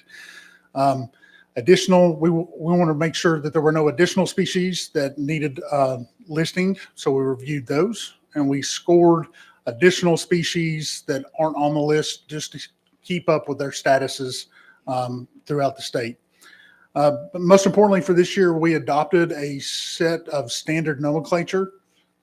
There's a lot of confusion sometimes because one group in the science community may recognize the set of scientific names and another may recognize another set of names. So we went through some organizations that maintain standard scientific names and common names, and so we adopted those. And then we prepared the documents that are on your iPads that support these changes. So a summary of what the changes are this year. There's one species that's going to be elevated to endangered, and I'll get into that here in just a second. We're going to remove two species, the clinch dace and the Sequatchie darter. These two species aren't actually recognized by the American Fisheries Society as standalone species, so we're going to remove those. And then there was just some changes to scientific names and common names. And so just kind of an overall comparison from 23 to 25, all the changes this year are in the fisheries group or fish group. We got one being added to endangered, two being removed. And then our overall change is a reduction in one species. So there's be 143 species on the list if this is accepted. So the one species we're proposing to add to the endangered list is tear darter. It's presumed stable and common in the Green River Basin and Barren River basins. It prefers shallow, rocky pools of small and mid-sized streams. And so here's kind of what the distribution of this species looks like. You can see it's far more widespread in the Green River Basin compared to the Barren. And there's not many sites in Tennessee where it's been found. So every dot there below the black line is a site where this species has been found historically. But our Region 2 fisheries biologist hadn't really seen it in a while. So he actually went out and incorporated a lot of work into surveys this past year. And so this is kind of what it looks like. So every circle is a historical site, and with the triangle in it, this species was absent from that historical location. Actually, the only site that it was found at was a new site 2 miles away upstream from a historical site. And they only found 4 individuals there. Doesn't mean that that's the only 4 remaining. It's just it occurs in such low numbers. That's all they encountered that one time. And because of those low densities and the lack of occurrences across the historical range in Tennessee, we're proposing it be elevated to endangered. And then the common name changes and scientific name changes are here, pretty minimal. And before I transition to showing you some of the work that's being performed with species on the list, I want to make sure you didn't have any questions about these proposed changes. Do we have any questions from commissioners? So how are we using this list? We use it to prioritize some of the conservation work that we're doing, assess biological impacts from a host of activities, increase monitoring, as I just presented with the teardrop. Hadn't been seen in a while, so we'll probably start increasing the monitoring and work associated with that species. Just bring simple awareness to the public and our partners that we're concerned about some of these species, and then secure funding. Applications for funding usually get higher scores if they have state listed species on them. So biological impacts. So we had the opportunity to comment on a lot of permits that are issued outside the agency. Over the past year, we reviewed over 1,300 permit applications. That's over 3 per day. And we've got 4 staff members that are pretty diligent about getting these reviews done in 30 days or less. 518 projects occurred within 1 mile of a state listed species. So these are the projects that may or may not have some impact to listed species. But of those 518, only 228 were determined of potentially impacting state listed species. And these projects are the ones that our staff provide recommendations to reduce or impacts or avoid impacts to listed species. It could be something as simple as performing sweeps to remove species prior to implementing a project. And so we have a dashboard where we track all these permit reviews. We can get a lot of different information, like which agencies or who's doing the work, what species are covered. The picture in the lower right of this block is actually shows where all these permits are being proposed in the state. Green means they've been reviewed. Red means they're still proceed. So, but it's interesting to see the breakdowns from time to time.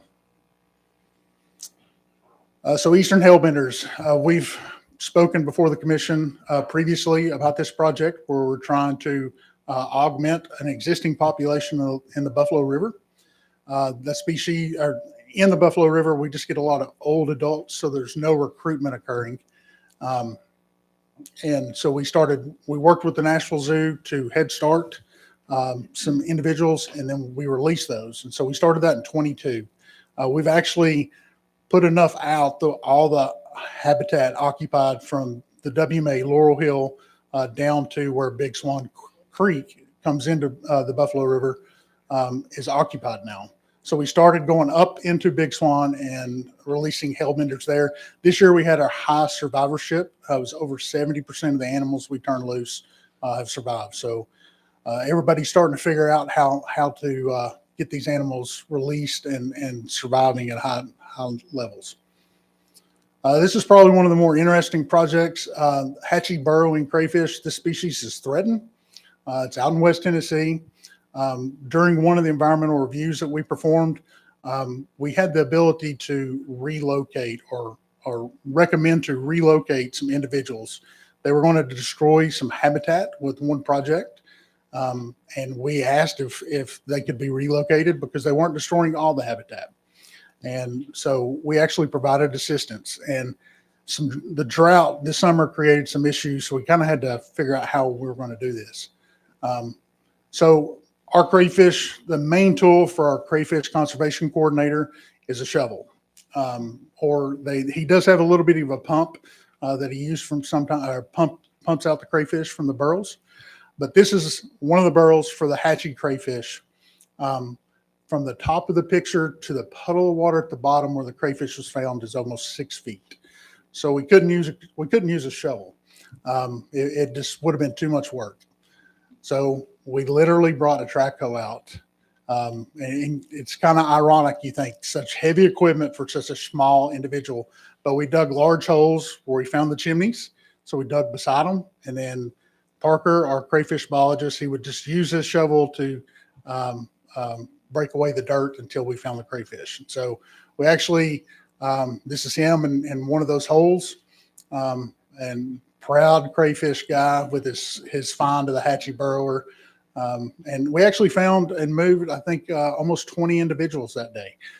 So it was a big success.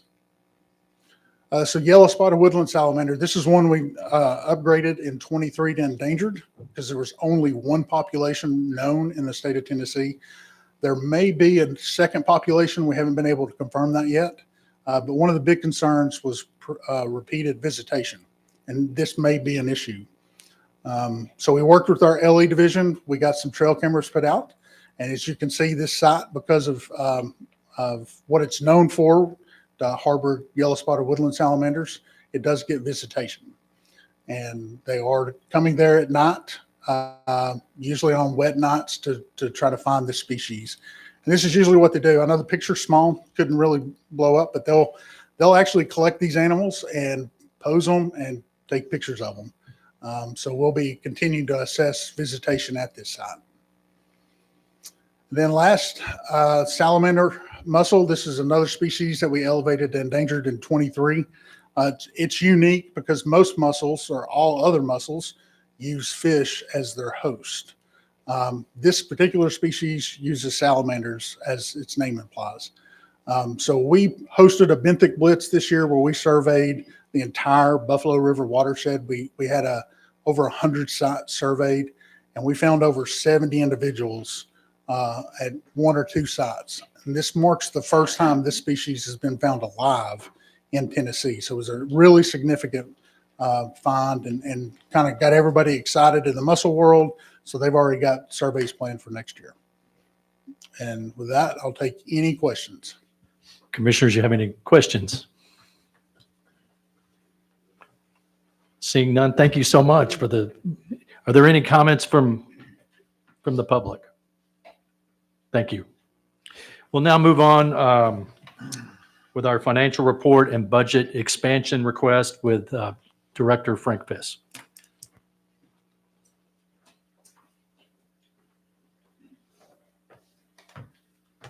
All right. Thank you, Commissioners.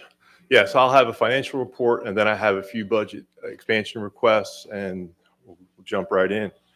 I'll start with the Wildlife Fund. You'll see on the screen here that we are on track on the Wildlife Fund in our income and likewise in our expense to budget. I'm reporting through August because those are the latest data we have for all the funds. On the boating fund, we are on track for our registration income within $64,000 of what we projected, and we're generally on track with the expense to budget. On the wetland acquisition fund, our income to date was $2.2 million. This really only reflects 1 month. For some reason, the wetland fund revenue and expense is always a month behind. So really you're only looking at 1 month as you get through August for the wetland fund.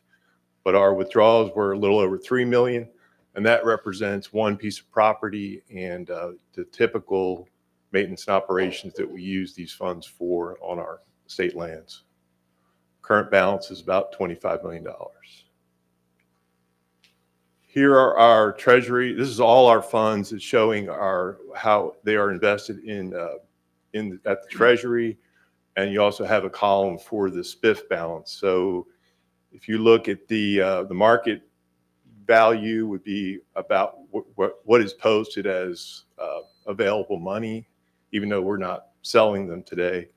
And then the SPIF balance, if you add those two up, that gets you to the total balance.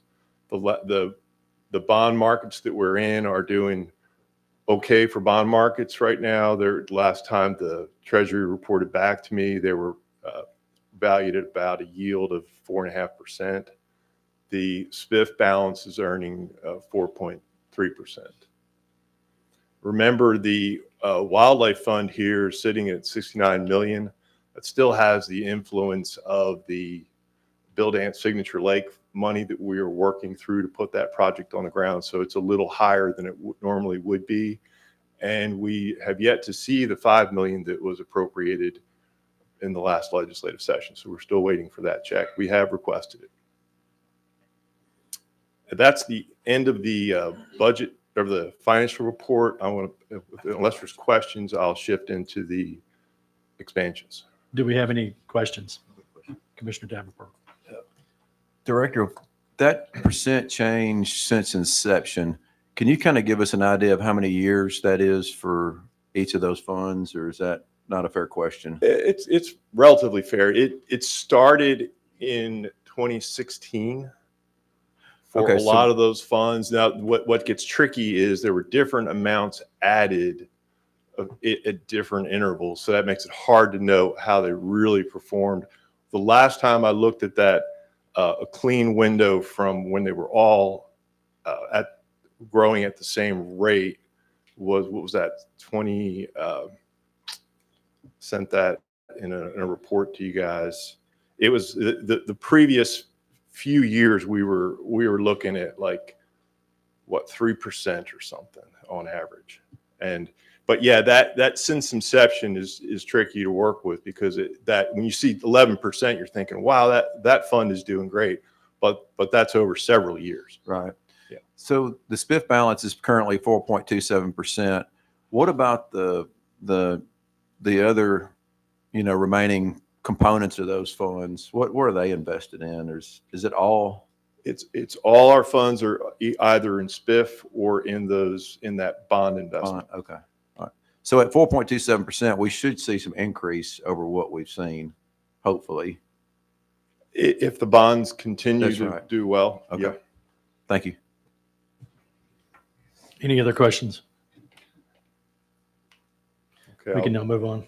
All right, I'll jump into budget expansions, and I'll warn you ahead of time, your commission packet had, I've added a couple expansions to it, so I'll just tell you that now, and I'll explain those as we get into it. This is a request for approval for these expansions as well, so we'll need a vote for that. For the Wildlife Fund, I've got, 6 here. The first 3 are labeled as FY25. These are projects that were completed in FY25 that we've not paid for yet. And because we've slipped into the next fiscal year without a proper accrued liability or carry forward, we need to get at last year's money to pay for them in this year. So these are a project with UT, a vendor that built a storage shed for us, and the access work at the Danridge boat ramp up there on one of the BDSL projects. So we're asking to expand the budget so we can use FY26 authority to pay for work that was done in FY25. The remaining 3 are expansions to FY26 that are projects where we have external funding that will reimburse the expense. First one's working on habitat for the boulder darter associated with that Harms Mill dam removal. The next one is a variety of projects that follow the type of projects Josh was just talking about for endangered species. Again, because we have partner match, we get 100% reimbursement of federal dollars for that $400,000. And the last one is the Reelfoot Spillway. We have an obligation to pay for data to help manage the water level at Reelfoot Lake, essentially.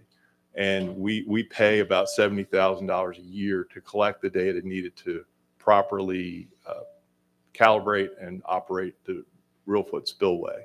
We are able to use our wetland acquisition fund for that, so that's where those dollars will come from. Only that last project is a recurring project. We expect to have to do that for some time until they've got that really dialed in. On the boating fund, this is a significant change from what I shared earlier. I had this at about $87,000 we needed to add to our spending authority for marina grants. We got working with our grant manager in the last week and realized that we not only needed the authority to write the next series of grants, but we still have to pay some fees from the second year of the grants that were issued. So all that to say, we need more spending authority in this year. The good news is that the Marina Grants program is 100% funded through a dedicated portion of our marine fuel tax that we receive. And there's no way that we're going to spend more than we're collecting. And we're obligated to spend it on these Marina Grants. So this change will give us the authority to write new contracts, which are getting lined up with some 60+ marina operators throughout the state. And we just need that expansion to get that contract, that delegated authority contract underway. And that concludes the budget expansions. I would request a favor. Are there any questions, Commissioner? Hey, just real quick, Frank, a little bit of a turn, 90-degree turn here, but on the Reelfoot Spillway, was there any damage done in that last vandalism case we had to repair? And who did we wind up charging some people, or I've been asked about that and I never saw anything on it. I think I would defer to others on what actually happened to the individuals, but I'm not aware of any lasting damage that would, and the kind of data we're collecting on that is just like how much rain is in a certain part of the watershed or how water's flowing through. But Tori or Dale, Dale's appeared. Okay. Yes, Commissioner, there were some charges on all 4 individuals that were involved with that. And they're pending, so those charges are out there though. Yeah, cool. All right. Thank you, Colonel. Hey, and Frank, the last question I had is, and Tori may be able to answer this. I know it's changed just a little bit, but on that Marina grant deal, when do they apply for it and when is it awarded? We have changed it each year to accommodate, originally I guess you want the date, right? I know right now we have accepted, amounts from Marina grants they've all been notified of how much they're eligible for. They're eligible for the proportion of the fund that's available based on the amount of fuel they sell at their facility. So we initially did it one way. We did it a different way the second year because we had to wait to find out how much they sold in the previous year. So I think we're on a schedule that's working now, but Daniel Cox leads that for us. Feel like they should. When do we award it now? Marina, well, they'll have to get their. We have not issued the grants yet. We're waiting for this budget expansion to show that there's money in the budget to write the delegated authority, and then next week they will start the paperwork to award those grants. Okay. Yeah. So it goes out in the winter. Yeah, between now and the Christmas. thinking was they would want to have the money when it's off season when they can do work. Right. I've had some calls. Since Daniel works for me, I just don't know the answer to that. What I'll do is I'll get clear dates so that you'll be aware of all those dates. Okay. Yeah. Just approximate. Okay. Thank you. Sure. That's all I got, Chairman. Any other questions, comments? If there's no objection, I recommend that we vote on these as a package. If there's a second. Second, all those approve, say aye. Aye. All those opposed, ayes have it. We'll now go to Emily Buck, and thank you, Frank, for that. We'll now go to Emily Buck with the Public Relations Director for our presentation. I will only be up here shortly before I turn it over, but quick point of personal preference since I'm up here on the mic and I can't resist a mic. Josh did not mention it during his biodiversity presentation, but we do want to invite everyone here as well as anyone who might be watching on the public. The agency will be hosting the first ever Biodiversity Summit October 22nd at MTSU. They are expecting an impressive crowd of attendees. Already have over 500 registered and they're expecting close to 600. The team has put a lot of effort into planning a really fantastic program. So since he presented earlier, I just wanted to promo him a little bit there. My second point of personal privilege, before I call Jeb Beasley and the Federation up to present, just want to give a quick shout out to his wife, Victoria Beasley. We were in FFA together and she's now a professor at UTK, but they are expecting their first baby next month. So Jeb's on the road a lot out there in East Tennessee, but got a lot of great support back home. With that, last time we were here, you heard me present about our marketing work, and I mentioned that it's tied to our R3 programming, which stands for Recruit, Retain, Reactivate. We can certainly get people excited about the outdoors with our marketing programs, but a lot of times there's that extra hurdle to get over to actually learn the activity. To help us expand our reach based on what our staff is capable of getting done, we provide grant funding to partner organizations so that they can expand that reach, and we've got a great partner in the Tennessee Wildlife Federation. So they are going to come forward and give you an overview of how they spend that grant funding. We're going to be talking about two of their programs today, the Hunting Academy, as well as the Scholastic Clay Target Program. So with that, I'll invite them up.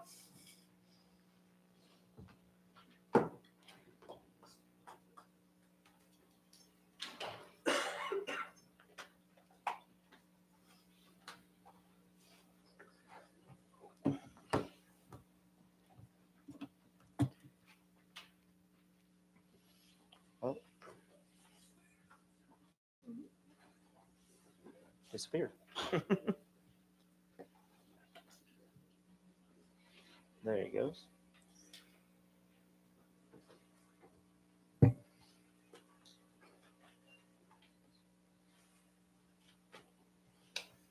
Get everything situated here.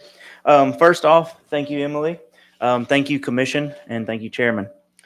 With that to be said, good morning, and thank you again for allowing me to speak at this opportunity. My name is Dylan Barnes. I am the Program Manager of the Tennessee Scholastic Clay Target Program. That acronym is also known as the Tennessee SCTP. This is the program of the Tennessee Wildlife Federation. SCTP is one of a couple of different outreach programs that you will hear about today. Based on the U.S. Fish and Wildlife Studies, license sales have been flat or declining for the majority of the last couple of decades. But while declining license sales are hurting our ability to fund fish and wildlife conservation, SCTP is helping address this issue. We have created the opportunity for athletes and families to be a part of a safe sport and community that gives back conservation while inspiring them to spend quality time in Tennessee's great outdoors. Sport shooting encourages family traditions like hunting and spending quality time together. In this video, you will see the impact that this program has had on hundreds of thousands of athletes and families and the community it has created here in the state of Tennessee.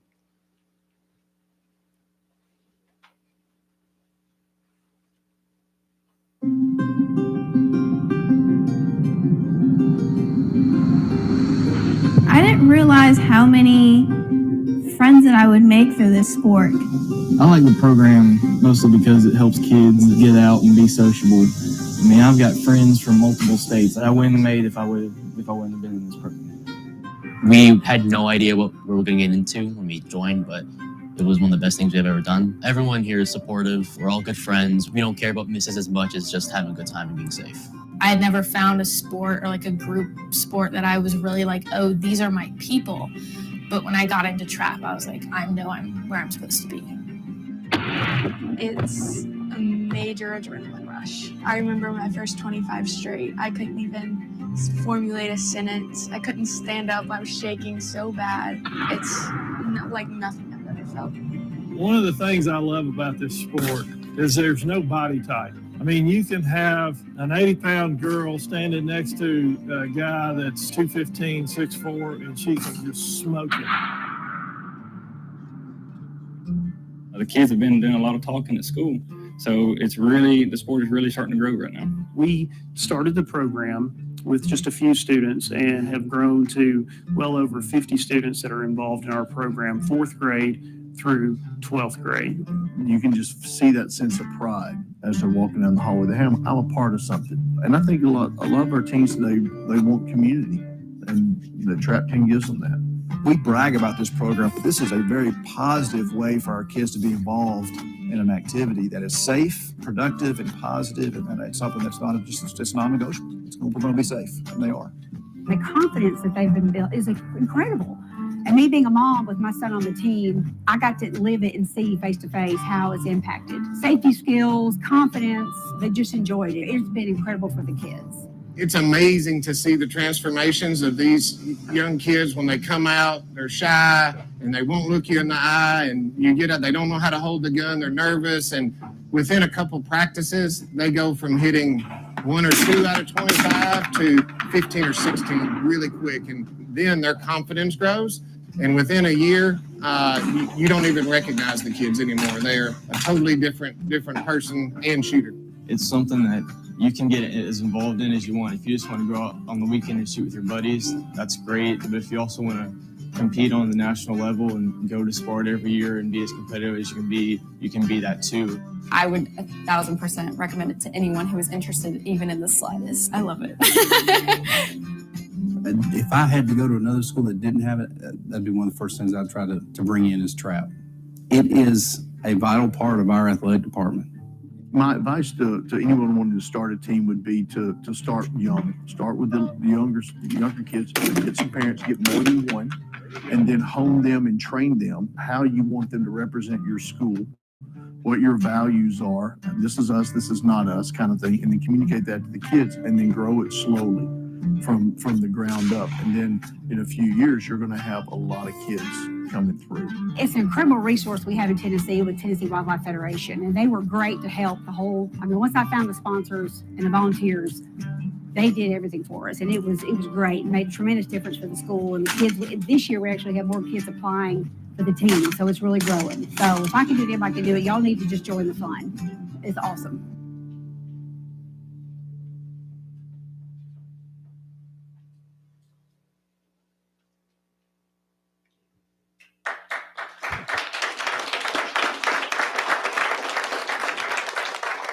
Now I want to tell you one family story that also illustrates the power and impact of SCTP. A few years back, there was a youth in Clarksville, Tennessee, a sophomore in high school, who was a very good football player. But unfortunately, this young man had a couple of severe concussions while playing. The young man's football coach came to him and asked if he had ever heard of trying shooting sports. He replied quickly, "No, my mom and dad don't allow firearms in the household, not even a Nerf gun." Fortunately, the coach went and talked to the parents and asked them to come out and just see a trap practice, because the coach also helped coach the trap team. After seeing how safe the sport and how engaged the other parents were and the kids, they agreed to let their son join the team, but still no firearms were allowed in the house. The coach would bring his own firearm and the ammo needed to practice. The young man really excelled and immersed himself into the sport. And the family got engaged into the shooting team and this new shooting community and lifestyle. They traveled together, eating dinners, staying together at hotels, and in this new shooting community. Slowly, the fears and concerns around firearms and shooting sports diminished. 2 years later, that young man earned a full ride scholarship to shoot for Bethel University. He earned his degree in education and put it to practice teaching after mentoring the younger kids on the team. The life skill sets that this young man learned from SCTP included leadership, sportsmanship, self-discipline, dedication, goal setting, work ethic, teamwork, and safe and responsible firearm handling. But this also changed his parents and his entire family as well. Today, his parents volunteer on the weekends as scorekeepers. And that mom that once was against firearms now goes by herself to the pistol range and enjoys recreational shooting. And that story hits close to home because that was me. And that is my family. And now I have come full circle and leading one of the top shooting programs in the country. But it's worth pointing out that my story is not alone, as I have worked as a volunteer for SCTP and now as a manager. I see this story and ones like it repeated every and each year. Why SCTP is so important to fish and wildlife and those who support conservation in Tennessee. Mr. Mark Duda, principal with Responsive Management, is one of the top researchers in human dimensions and outdoor recreation. In 2015, he presented to this commission and showed research that recreational shooters are as valuable as hunters, at least from a financial standpoint for wildlife conservation. This is because, as reported by the National Shooting Sports Foundation, that 74 to 75% of Pittman-Robertson funds are generated from recreational shooting. TWRA has been at the forefront of investing in our youth with programs like SCTP. This year marks the program's 25th anniversary. As you have previously heard, R3, Recruit, Retain, Reactivate, is a national effort. We are excited about the new R3 plan the agency has rolled out this year and look forward to keeping the momentum rolling. Investing in a proven program to keep Tennessee at the top and help at setting a national standard. So with that, let's get into a little bit more about SCTP. It really comes down to 3 pillars for success: coaches and volunteers, the athletes, and ranges. Coaches and volunteers are the backbone and force multiplier to this program. We currently have about 575 coaches that help manage about 90 teams across the state. They put in countless hours at practice and competition with their athletes. Each year, we replace and train about 100 to 150 new coaches. All coaches must pass coach training and regular backgrounds. The athletes. Every year, we have an average of 1,700 athletes from across the state that participate in trap, skeet, and sporting clays. All athletes must pass the hunter's education class to participate. Each year, we also recruit about 400 to 450 new athletes to replace those who have graduated high school or exit the program for other reasons. SCTP also offers athletes an outlet outside of your traditional sports. All athletes compete together, male or female, athletic, non-athletic. It does not matter. Anybody can enjoy and excel as an individual or with their team. From our surveys, we know that 42% of the program's participants do not participate in any other sport. That is hundreds of kids, which without SCTP would arguably not have a community or be exposed to firearm safety and contributing to the greater conservation movement. Ranges and range capacity. For some time, we have known this is SCTP's greatest limiting factor. Our research shows that if an athlete lives more than 30 minutes away from a range, they will not participate long term. So we are reliant on shotgun ranges across the state. Despite the continued need for strategic ranges and increasing range capacity, TWRA has done a fantastic job in helping many local communities develop ranges across the state. The ranges at Lone Oaks, Carroll County, Montgomery County, Crossville, and Greene County, to name a few that have been critical. Here's a map of the state showing the direct correlation between teams in the program and gun ranges. This map shows when we lack availability of ranges, we lack availability in team participation. Another limiting factor at ranges is how many trap and skeet fields are available for competitions. Here's an illustration showing how many fields we have in Tennessee versus a few other top states. Because we don't have a range in Tennessee with more than 10 to 12 skeet and trap fields, we are limited on participation.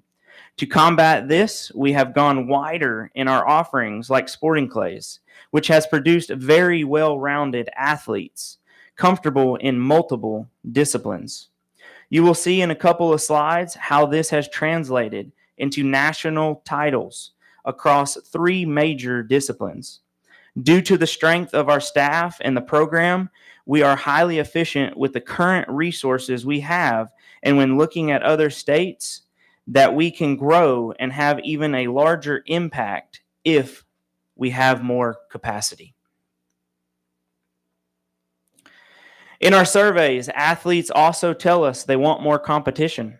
In the last 2 years, we have added 3 more major competitions. Here's a list of our full season this year. We would love to ask for you to join us at our pinnacle event, the State Shoot in June at the Nashville Gun Club, just to see this spectacle yourself. It is pretty amazing to see how many of these kids and families together in one place. The kids are really good clay shooters and are amazing to see in action. It's also rewarding to see the shooting community as a whole, families cooking out, cooking dinner together, kids throwing football in their downtime, and just simply being together as a community. The competition is just the byproduct. These folks are making positive memories that their children will carry for a lifetime. I want to take a moment and share some highlights from our recent season.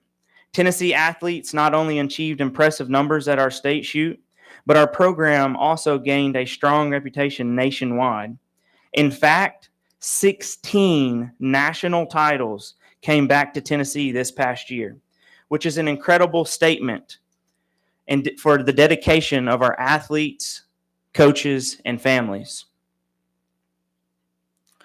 Just to give you an idea of how Tennessee compares to other SCTP states, we currently rank first in sporting clays participation, second in skeet participation, and third in both trap and overall athlete participation.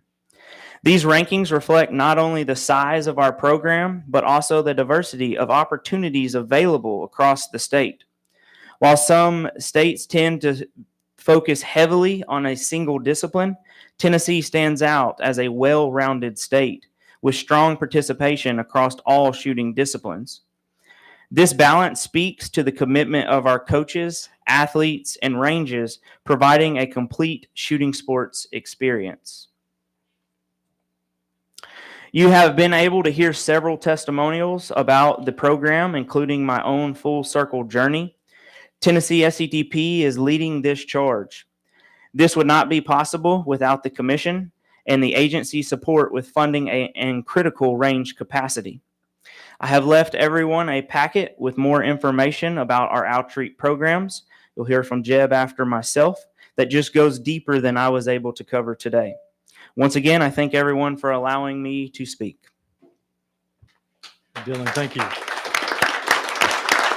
Are there any questions of Dylan? Anybody have a question, Dylan? Comment? Dylan, what an incredible story.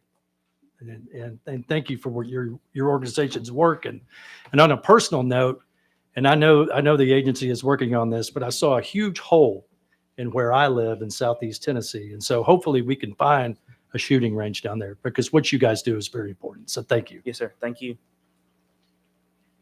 Do we have another person? Jeb. I'm here. All right. Thank you all. It is a pleasure to be here with you today. Like Emily said, my name is Jeb Beasley. I am the manager for our Hunting and Fishing Academy at Tennessee Wildlife Federation. I know we have several newer commissioners since the last time that we were here to give you an update. And so I think it would be worth our time to start out this morning telling the story of the Hunting and Fishing Academy, what it is, what we're trying to accomplish, and why we're here in the first place. So we'll look at the beginnings. We'll talk a little bit about the growth of the program, and then we'll look at some results and some things that we've learned along the way. So let's take a quick look at where we came from and why we're here. So the first question that we need to ask is, well, what is the problem that we're trying to address? Why does this program exist in the first place?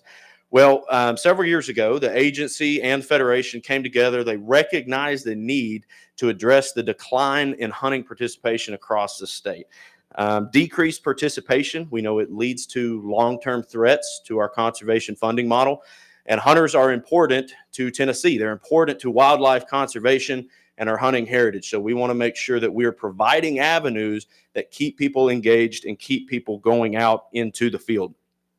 By now, you should all know what R3 is: recruit, retain, reactivate. I won't give you the whole lecture on what that is, but in essence, we're trying to bring new people into the sport, keep them engaged, and we're trying to reactivate and re-engage those who have not done it for some time.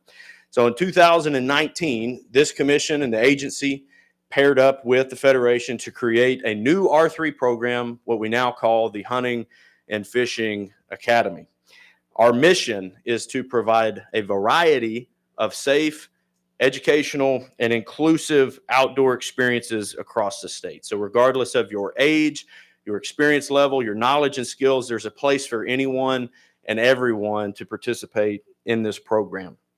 And we actually piloted this program in 2015 with private funding before we entered into a formal partnership with the commission and the agency.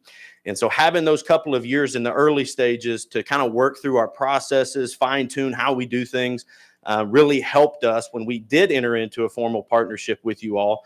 We already kind of knew what worked and what didn't. So it led to very fast and effective growth. Some of that we'll see here in just a moment.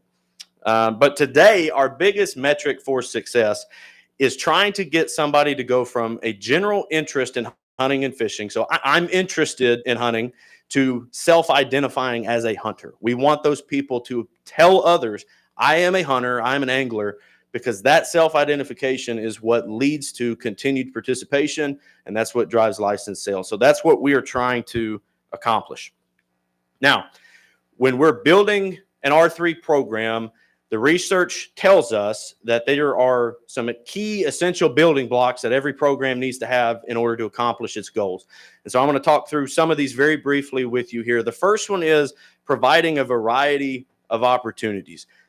We know that if somebody is participating in more types of hunting, they're a small game hunter, they're a deer hunter, they're doing different types of outdoor activities, the likelihood of them continuing to do that goes up. And so that's why when we built the Hunting and Fishing Academy, we didn't want to focus on one particular species or one particular type of event.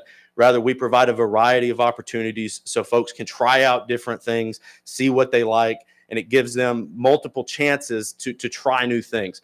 So today we teach virtual classes online. We have in-person workshops where people can come out and get hands-on practice. And then we also provide in-field live hunting and fishing events for beginners as well. So wherever these new people are at, we're trying to meet them where they are so they have an easy way to get involved, and then they have a clear next step on where they go from there. Now, the second one I'll mention is using research-backed educational practices. Everything that we do is designed to address a participant's knowledge, skills, and their confidence. Those are the things that they need to have in order to go out and do this on their own. And so every class that we teach, we have defined learning objectives. We have a very clear plan on what we are trying to accomplish when we set out to teach these folks how to hunt and how to fish. Thirdly, we want them to feel connected to the community. You heard Dylan talk a lot about community and SCTP and why that's important. If people feel like they have social support around them, they have a network of folks that can do this with them, then they are more and more likely to continue to participate. So community is a key pillar of this program and making sure they feel like they're connected to the hunting and fishing community in our state and that they have people to support them on their journey to becoming a hunter. Fourth, I'll mention assessment. You'll hear us talk about that very briefly here in a minute. But assessment is crucial. Being able to track your efforts so you know what you're doing, you know who's coming through the program, and we have some kind of evaluation process where people we can track whether or not we're making an impact. So assessment is really important. And then the last one that I'll end on is partnerships. No group can do everything on their own. By working with other folks and other organizations, it gives us opportunity to get in front of folks we otherwise wouldn't have the reach to do, and it helps fill in some gaps that we ourselves can't address. So those are the key building blocks, and when we built the Hunting and Fishing Academy, these are all pieces of this program that we are monitoring and utilizing throughout the year. Now, let's look at some of the overall impact since we started this program. Again, in 2019, we entered into this formal partnership with the commission. And since then, we have had over 27,000 participants engage in the Hunting and Fishing Academy. That's over a 6-year period. We've hosted more than 350 educational events across the state. Some of that's virtual, some of that is in person. And we are now sourcing participants from all 95 counties in the state, which I think is incredible. We have people literally from all over Tennessee finding this program and finding ways to engage, which is a huge accomplishment for us. Now, it takes a lot to produce that much output, as you can imagine. Our staff is very efficient. They're very effective. They know what they're doing, but there's only so much of us to go around. And so most of this work could not be done without our volunteer network. We've had the privilege of building this volunteer network over several years. We now have over 700 volunteers in our network at the Hunting and Fishing Academy. These are private landowners that open up access to their properties that we can go and hunt and fish. They're guides that will sit with the new hunters to help mentor them, coach them in the field. We have people that just cook, make sure everybody's fat and happy at the events and they're not going hungry. So there's always ways to engage. You don't have to be an expert in the field of hunting and fishing to volunteer with the program. There's lots of ways to do it, and we couldn't do this work without them. Since we started, they've logged over 39,000 hours worth of service, which is equivalent to over $900,000 of service time just from our volunteers, which is an incredible feat. They are really the heroes of this story and being able to help move this program forward. But what really drives success? What are we really trying to accomplish? We're trying to see that self-identification. We're trying to see whether or not we're having an impact on these new hunters' behavioral patterns, right? We want to see some kind of behavioral change. So numbers are great. It shows that we're reaching a large audience. We're doing good work. But what is it that really drives success? It's outcomes. What are the things that we are doing that are making a change in somebody's perception of hunting and fishing and whether or not they continue to participate? So let's look real briefly at kind of some outcomes and how we do our assessment and our methodology. I'll get to the numbers on the screen in just a minute. But just for reference, when we're talking about assessment, only 10% of outdoor education programs like ours do any kind of pre or post-event survey evaluation. Only 25% of them even keep track of the people that are coming through the program. We do both. We keep track of every participant that comes through the program, and we implement a pre and a post-event survey at the beginning and the end of each event so that we can see where participants started in their knowledge and skills and where they ended. And so that's one way that we do assessment. We also just completed a longitudinal survey that looked at our participant base from the past 4 years to see what are the long-term impacts of them coming through the program. And then we've also participated in some national studies that I'll mention here in just a moment. But what you're seeing on the screen here, the top row, those boxes in orange, those are some findings from this past year's survey work that we did. And the things that we found is that 67% of the participants that came through the program last year were considered new recruits. They had never done the activity before. So 2/3 of the people that are coming through are doing it for the very first time with our program. And when we asked them about the effectiveness of the program and whether or not they were learning, 96% of them said that this program helped them increase their knowledge and skills as it relates to hunting. 94% of them said that they felt more connected to the community now that they've come through the program. And 97% said that they felt more prepared to hunt on their own. That's what we're looking for. We're trying to get people to where they feel confident to go out and do this stuff on their own. The white boxes in the middle, those are a few findings from our longitudinal survey. Again, that's from participants from the previous 4 years. We asked them whether or not they would recommend this program to others. 89% of them said that they would recommend the Hunting and Fishing Academy to other new folks. 77% have told us that they have continued to hunt and fish after they came through the program, which is great to see that over 3/4 of the people that tried this out are continuing to do it.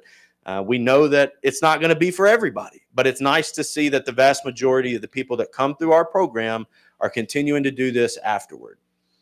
And then the last one, there's 53%. So self-identification, we talked about that, why that's important. 53% of the participants that came through the program that did not previously identify as a hunter said that after they came through the program that they now identify as a hunter, which is good because that's what drives that continued participation. Now, the last thing I'll mention, those boxes on the bottom, we participated in a national study this past year, working alongside some of the nation's top researchers in the R3 field, Wildlife Management Institute and Chase Associates, to look at some effective ways that we are impacting behavioral changes on participant bases. There was 4 other states that participated, and just a couple of the things that we found is that the Hunting and Fishing Academy had the most women participation out of all the other states that participated in the study, and we also had more adult participants than any other. That's one good thing about this program is that we don't target just one age demographic. Whether you're a kid, you're a college student, or you're an adult, we have a place for you to engage. The other thing that we found that has been really eye-opening for us is that if you can work with existing community bases, so people that are already in community with one another, and you can take our programming to them, the effectiveness of us teaching them and building their knowledge and skills increased 3 times as much as compared to trying to teach an individual who's learning on their own. So what that tells us is that people learn better together. And so we're trying to take this program to existing communities now, schools and others that we'll look at here in a minute, to try to teach folks that are already in a community base with one another. So if you want to read more about our survey process, the packet Dylan mentioned, there's some Hunting and Fishing Academy info in there as well. It goes into a lot more detail than I have time to share with you today, but I encourage you to read that, look into that, and if you have any questions, we would be happy to answer those. There's also some testimonials in there from some people that have come through the program that gave us some good feedback on what they thought about us and their experience. And we do that for the annual surveys as well as the longitudinal. And this same screenshot here is in your packet. I'm not going to read all these to you, but what I want you to see is that when we ask these people, what is the reason that you now identify as a hunter and angler? The common thread that we saw through many of these responses is that the Hunting and Fishing Academy provided a space for them to learn and grow, and that was the driving force of them saying, I am now a hunter. Because they had exposure to this program and they got to do something that they otherwise might not have got the chance to do. So that's incredible. That's what excites us, is that we're having a positive impact on the people that are finding us. Now, the last thing I'll mention is partnerships. Partnerships, like we talked about at the beginning, these are one of the most crucial pieces of building an effective program. We can't do everything on our own. The agency and the commission continue to be such a great partner for us. You give us the funding opportunity to go out and do this work and to reach more people. But we also have several other partners you can see on the screen that help us accomplish our mission. We have an MOU signed with 4-H to provide complementary programming to what they provide to their audiences. We can kind of feed off of that and provide complementary offerings. FFA is another huge partner for us in the state. We do a lot of work with them, working with ag teachers throughout the year to take Hunting and Fishing Academy content, put it in their classroom, work with them, provide some educational resources for them in the schools. And we also go to their Camp Clements every year. They have about 2,000 students that come through that camp each summer. We are there with our volunteers each week teaching firearm safety, as well as some other outdoor education activities that they request from us. So they continue to be a great partner. And then the last ones I'll mention, you see on the bottom of the screen, there's a lot of colleges and universities there. Over the last few years, we've built up a lot of good networking with some faculty at different colleges, to where we've actually been able to introduce more college students to hunting and fishing as well. And the cool thing about that is that we're working a lot of times with future wildlife professionals. And the thing that these faculty members are telling us is that when we are sending people out into the workforce to work for TWRA or the Federation or any of these other conservation groups, is that they don't all have hunting knowledge. They didn't grow up in hunting families. And so this is a really cool avenue that we can train up future wildlife professionals to show them what hunting is about and why it's important to conservation. So in closing, I just want to say thank you again for the opportunity to come and give you guys an update. I would be more than happy to answer any questions you guys have about the program at this time. Thank you, Jeb. Are there any questions, comments? Yes, sir. Just real quick, thank you for coming up. We really appreciate that. This R3 is kind of the future of our funding mechanism. So I just want to shout out to you. We appreciate that. And the more money we have, the better things we can do. Comment too. I've participated in some of these events in the field and virtually, and they're great, and really appreciate the work and the dedication, and it helps make being an outdoors woman in Tennessee pretty easy. Thank you. Thanks, Jeb. And again, R3 is really important for this agency, and y'all are a great partner and really appreciate it. So thank you, and great presentation. We'll now move to Tori Grimes for a proclamation. So commissioners, at last meeting, you all approved the finality of the rename restructure of the Herb Parsons Lake Refuge area. And so in front of you, I hope it's in front of you. If not, we can, I'll read the pertinent parts, but we have the formal proclamation actually officially naming that locale. It was proclaiming the Herb Parsons Refuge and Bill Dance Lake State Fishing Area. We've already got all the pieces kind of in motion. That's going to be one of the Signature Lake series. So a lot of that signage is in the air, but Miss Emily and her team are already working on that front. So what this proclamation does is it officially renames it, and then we will make the modifications to the other rules and proclamations in the next few months as they come up. So, but in short, the meat of the Proclamation, nestled in the verdant embrace of Southwest Fayette County. This 474-acre property and its 177-acre reservoir stands as a hidden gem and symphony of natural splendor. This picturesque expanse of land and water stands as a sanctuary for anglers, families, and nature enthusiasts alike. The naming of this area celebrates and honors two luminaries, Mr. Herb Parsons and Mr. Bill Dance, whose legacies enrich the tapestry of Tennessee's natural resources. Herb Parsons, known as the Wizard of Winchester, was a virtuoso exhibition shooter, champion trap shooter, and game caller, and World War II gunnery instructor who captivated worldwide audiences with his unparalleled marksmanship that earned him global acclaim as a wing shot extraordinaire. His legacy infuses the refuge bearing his name with a timeless spirit of precision and outdoor mastery. Bill Dance's deep-rooted heritage in Tennessee has fueled his lifelong dedication to its natural resources. He is a pioneering fishing superstar that revolutionized angling techniques, inspired millions through his iconic television presence, and elevated Tennessee as a beacon of for fishing enthusiasts. By lending his esteemed name and enduring legacy to the lake on the Herb Parsons Refuge and the Bill Dance Signature Lakes program across Tennessee, Bill Dance amplifies the state's commitment to fostering accessible, world-class fishing designations that inspire and unite communities. This naming by the Tennessee Fish and Wildlife Commission marks a momentous chapter in Tennessee's conservation history, uniting the legacies of these Tennessee icons to enhance the refuge and its lake's position as a cornerstone of community vitality, conservation, and statewide pride. And with a vote of the commission, we will set the rest of the pieces in motion to formalize this final naming. Do any commissioners have a comment or a question? Okay, do we have a second? Okay, we'll see you in a second. All those in favor say aye. Aye. All those opposed? Ayes have it. Proclamation passes. Before we adjourn, do we have any comments or anything from commissioners? Oh, I'm sorry. Do we have any public comments? I'm sorry. We went through so many public comments. I apologize. Do you have a comment, Mr. Walker? Yes, sir. And for the record, if you just restate your name and where you live.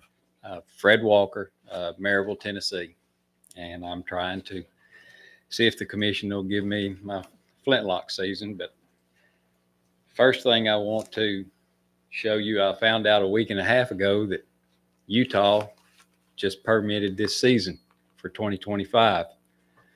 Primitive weapons, no hunter orange required. So you can look into that. But I just feel like I have substantial evidence for my no hunter orange required. There's just tremendous amount. And that's just why I keep asking for just communication with what I have. But I'll try to get to the bottom line here quickly. If you don't want to give me the no hunter orange, I'll take that. I'm flexible. I'm flexible with the season dates. Alabama has put their primitive weapon season in with part of their archery season. So there is flexibility. I'd love to have it during archery season too. Weather would be a whole lot nicer than it is in the middle of the winter. So I am flexible on the hunter orange, but I hope that you don't think that I'm being too irritating and trying to prove my no hunter orange is not an issue. If you will go to the International Hunter Education Association, which partners with the TWRA, and go down to their database and put in muzzle loaders, and I put in for 25 years the incidents for muzzle loaders in Pennsylvania, where orange is not required, there's only been 2 incidents in 25 years. And then if I put in the hunter orange required, there are 2 incidents, one in New York and one in Maine. And in my opinion, 3 of those 4 still would not have happened because hunter orange was needed. So it's shocking to me how little incidents there are with muzzle loaders. I am begging you, please just look at it. That's all I'm asking. Communicate with me and look at the facts. I'm willing to work with you. Thank you. Thank you, Mr. Walker. Are there any comments from commissioners? Before we adjourn, I would like to say a couple of things. One, just really excited about the proclamation that just passed. I do want to give a shout out to Bill Cox, a former commissioner from Collierville. He championed this proclamation, and you know, it was a process, but we worked through it, and actually we came up with a better process about how to name future things in the future. So I do want to appreciate everybody's work on that. Secondly, I want to thank all of our partners that were here today. I also want to thank the Department of Agriculture and TDEC for being here. Thank you all for your partnership. And let's just keep our folks with TWRA in our prayers in Memphis. Thank you for their work and all of our state agencies. And with that, I'll take a motion to adjourn. All those in favor say aye. All those opposed, ayes have it. Meeting adjourned.